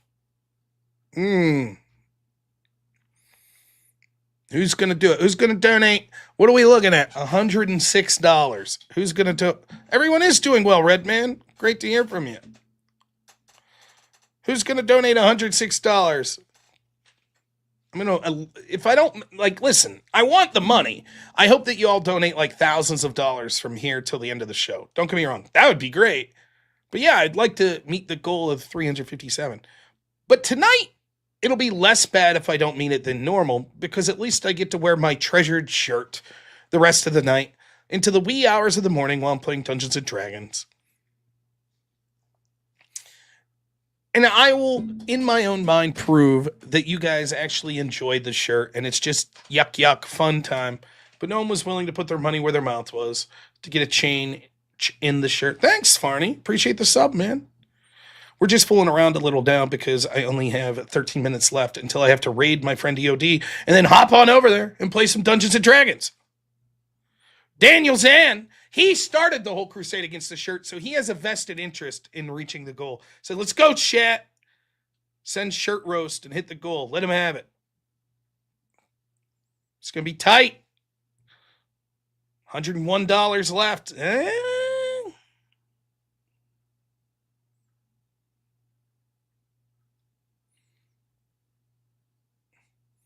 Nasty hobbits, yeah. Thanks, Mikey. Appreciate the sub. I have to say, this is good. It's very good. See? I'm getting rave reviews. My Pride Month shirt, apparently. I don't even think it's shirts. I don't understand the criticism. I mean, it's cheesy, but come on. It's not, is it pink? I don't even think it's pink. I am colorblind. I mean, there's ketchup and shit on it that's, I guess, kind of reddish pink. I don't know. There's lemons. Lemons are good. IPA lot says, you got some wieners on your chest. Listen, on this note of the term wieners, this is a true story. Sometimes when you get married, you make sacrifices. When you have kids, you make sacrifices. So for me, I used to drink a lot, as an alcoholic. And I met my wife, and I'd still drink occasionally and still go out and have fun. But then once I had my son, priorities change. And sometimes you have to give a part of yourself up. And I had to give up something that is dear to me. I particularly like the snack peanuts. I enjoy peanuts. They're okay. Little jar of Planters peanuts. Enjoy it. Handful, before dinner, bam, good snack. Now, a little joke that I had in my life was I like to call peanuts penis. That was my little joke because I knew it bugged the shit out of my wife.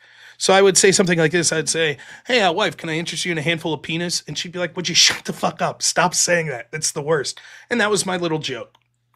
And now that I have a son, I can't say that anymore because I don't want my son going around people and going, can you give me a handful of penis?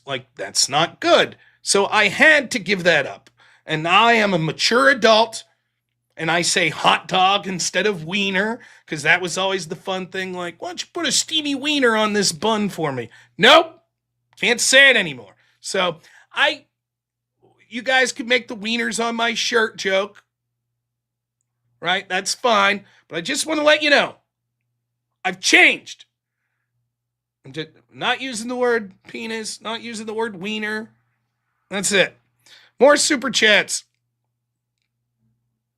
Justin Martin says, does the goal include a hetero shirt on this? Wow. There's a plain white t-shirt on underneath here. It will suffice. Chris Crusader says, that shirt looks like wallpaper at Motel 6. Thank you. I too like Motel 6. 76%, 10 minutes. Oh boy, we're losing ground. I just don't know. I don't think it's going to be doable. It's a Wang Chung shirt. I think Austin Hall's going to win. The shirt's going to win. I have it on good authority that allegedly, Austin Hall, big fan of this shirt. He's a big fan. Parker, what do you think of the shirt? Oh, even Parker? Even Parker's exasperated by the shirt? Oh, boy. Man, you hate to see it. Goodness gracious. Also, to bring out the big guns here, you don't want to donate to the shirt fund? Fine. Tariff.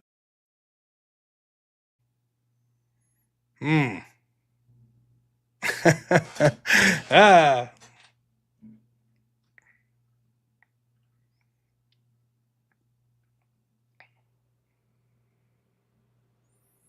Yeah, see, Buddha gets it. Sometimes what's left on the rack's what you end up with. See, you're all shit talkers, but no one's putting their money where their mouth is, are they? Shit talkers, but we ain't gonna get to the goal. I take that as a victory for the shirt. The shirt wins the day. Whoever the fine people are in China that made this shirt, congrats to them. They're going to come out victorious this evening. And I couldn't be happier for them. Good for them. I'm sure they're fine people. Right after they made this shirt, they were whipped into making some Nikes at slave labor cost, I'm sure. I'm setting up the raid here. I'm going to get nice and comfortable. Playing Dungeons and Dragons tonight with my fantastic shirt. Oh, Daniel Zan, $5 says, honestly, when you saw that, what were your thoughts? The shirt? Where was your wife to say, now? I don't know. I think my wife likes the shirt, just saying. Zach, thanks so much. $10 says, F China. China. Thank you. Oh, it's getting close. 7 minutes, 20%. Can we do it? $71 in 7 minutes? That's doable. Uh-oh.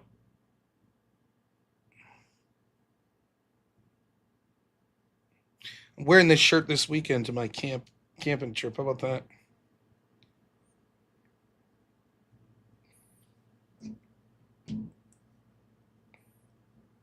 Oh, Lactoid. I know you're good on that topic. Says, debating Loaderbox and Dylan tomorrow on why Trump should negotiate peace with Russia. Who's your partner? That's a good topic. That's even an easier topic for you than sort of what led to the invasion in the first place. Of course we should negotiate a peace deal, even if you think Russia's most at fault. Damn. Partner undetermined? What a load of shit. I'm sure I'm on some fucking invisible blacklist. I don't know that I could do it tomorrow night anyways. I got the Griftathon. Guess what, folks? 6 minutes left.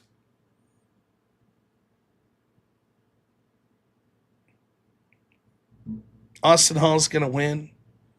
Look, if 7 of you each donated $10, we'd be there. See, it's a great shirt if you want to attract a husband. My wife bought. She probably didn't. I probably bought this shirt. Yeah, good luck to you, Lactoid. Look at this. See, now people are getting angry. Cheap bastards. Like, see, you have no idea how much Are We Not Men's going to yell at me later tonight. He's already pissed that I'm playing Dungeons and Dragons. And then on top of that, with EOD, which pisses him off even more. And then on top of that, he's going to be like, what the fuck? Your weak grifting game. You couldn't reach the goal tonight? I'm going to get yelled at. And he's going to make fun of my shirt on top of it all. And he had a nail in his hand the other day, so he's even more pissed than normal. Big mistake here. Also, I got to get something ready here. 1 second. Don't know why I didn't have that up. Oh, see? And he's been messaging me on Discord and I didn't have it up. Thanks, Arwino, man. It's funny. Yeah, see, Spiro gets it. Thought you guys just printed money with Chat Gupta. Isn't that what everyone does these days? Yeah, apparently not today. 4 minutes left. Oh, man. What is Dungeons and Dragons? Lemmy used to play. I used to play Dungeons and Dragons. $70. $71.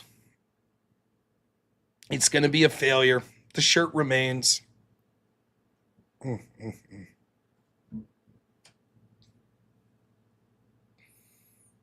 I'd like to say it was a good effort, but in reality, the problem with the grift tonight was that people love the shirt. And so there are a lot of people that otherwise would have donated that are like, no, I love the shirt. That's how I'm choosing to take this. Yes, it's true.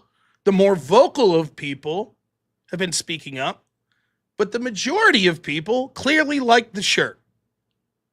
That's what's going on. I think that this should influence my fashion choices going forward. Wear the shirt tomorrow as an act of dominance. Yeah, I'm going to wear the shirt every day. How about that?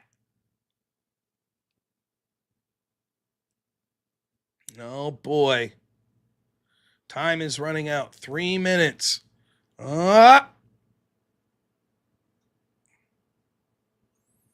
Unbelievable. That's what hurts the most is losing to this guy. But I know he would like the shirt, so I guess. What can you do? You guys are generous. I'm just fucking around. I enjoy it.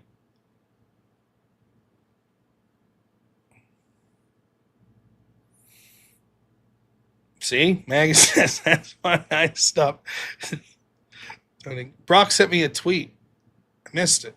Where'd you send it? On the DMs? Thanks. Oh, that's good stuff. You saw Austin Hall wearing this shirt. Allegedly. Zach, $5 says, I love the shirt, Rob. When their shit start, I gotta get that one myself.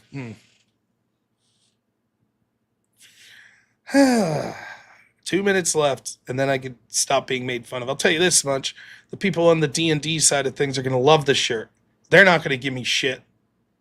They're more than happy for me to wear this shit. Only 2 minutes left to deal with you jerks.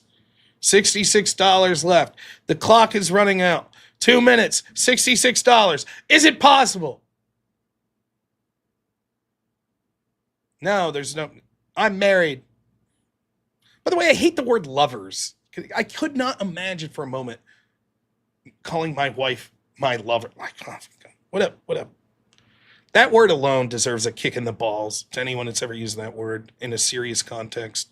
Are We Not Men's going to come over there and show 1 minute left?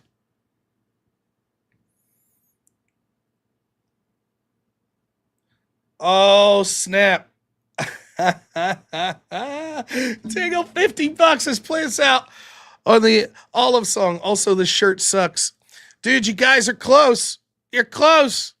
$16. What a legend. Tango waits till the last minute. $16. Oh, snap. Oh, oh shit. Go! I have to cut it short. Unbelievable. Daniel Zan says, just go ahead and play it.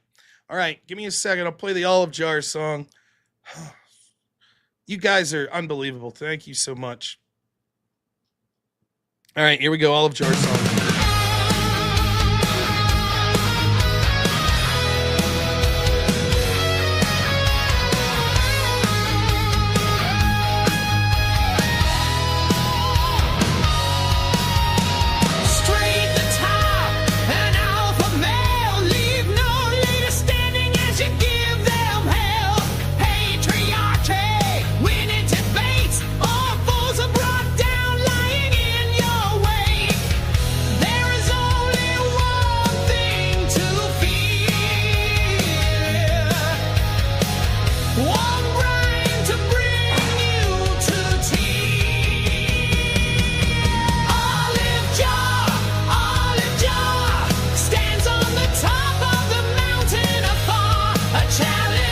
No shirt, baby.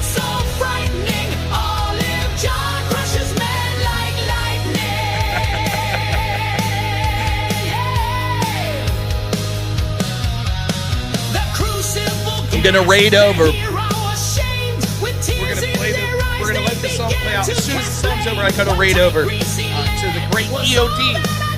He's gonna be hosting Dungeons and Dragon nights today. My character Joe Boober. Smash some orcs up. It's going to be great. It's a little silly over there. Go over to my channel, my gaming channel if you like.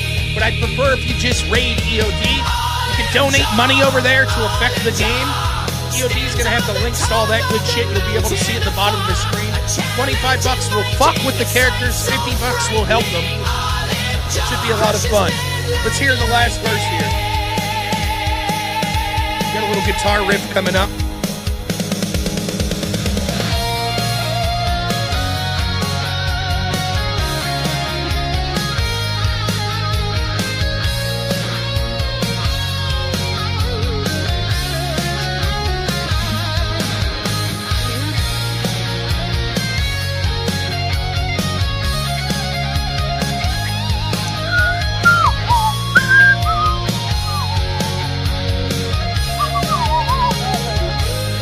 Almost done. I can't cheap out. I mean, Tiggle, 50 damn bucks. What a legend. By the way, you can still send more money in. I wouldn't be upset.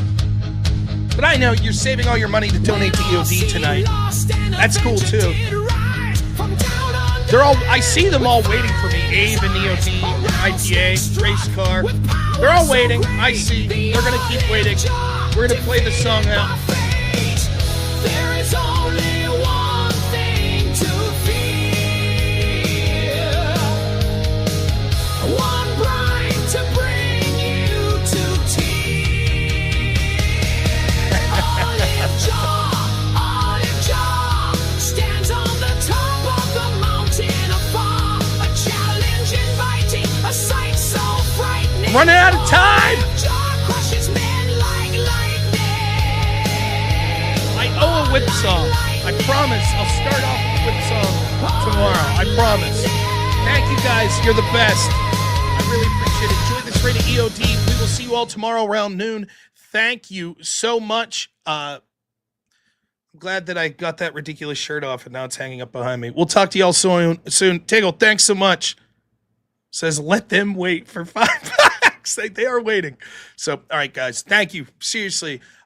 You guys are the best. I had a lot of fun here tonight. I hope you all did as well. Look forward to doing the call-in show around noon tomorrow, and then we'll be back here tomorrow evening. The Griftathon, the great William Gramer Jr., the chat of the week, will be defending his title at 1 a.m. tomorrow evening, I guess technically into Friday morning, so it should be a lot of fun. Thanks so much. I'll fuck you guys, man. Where there's a whip, there's a way. Where there's a whip, there's a way. Where there's a whip, we don't want to go to war today. But the Lord of the Lashes says, nay, nay, nay. We're gonna march all day, all day, all day. Where there's a whip, there's a way. Where there's a whip, there's a way. Where there's a whip, there's a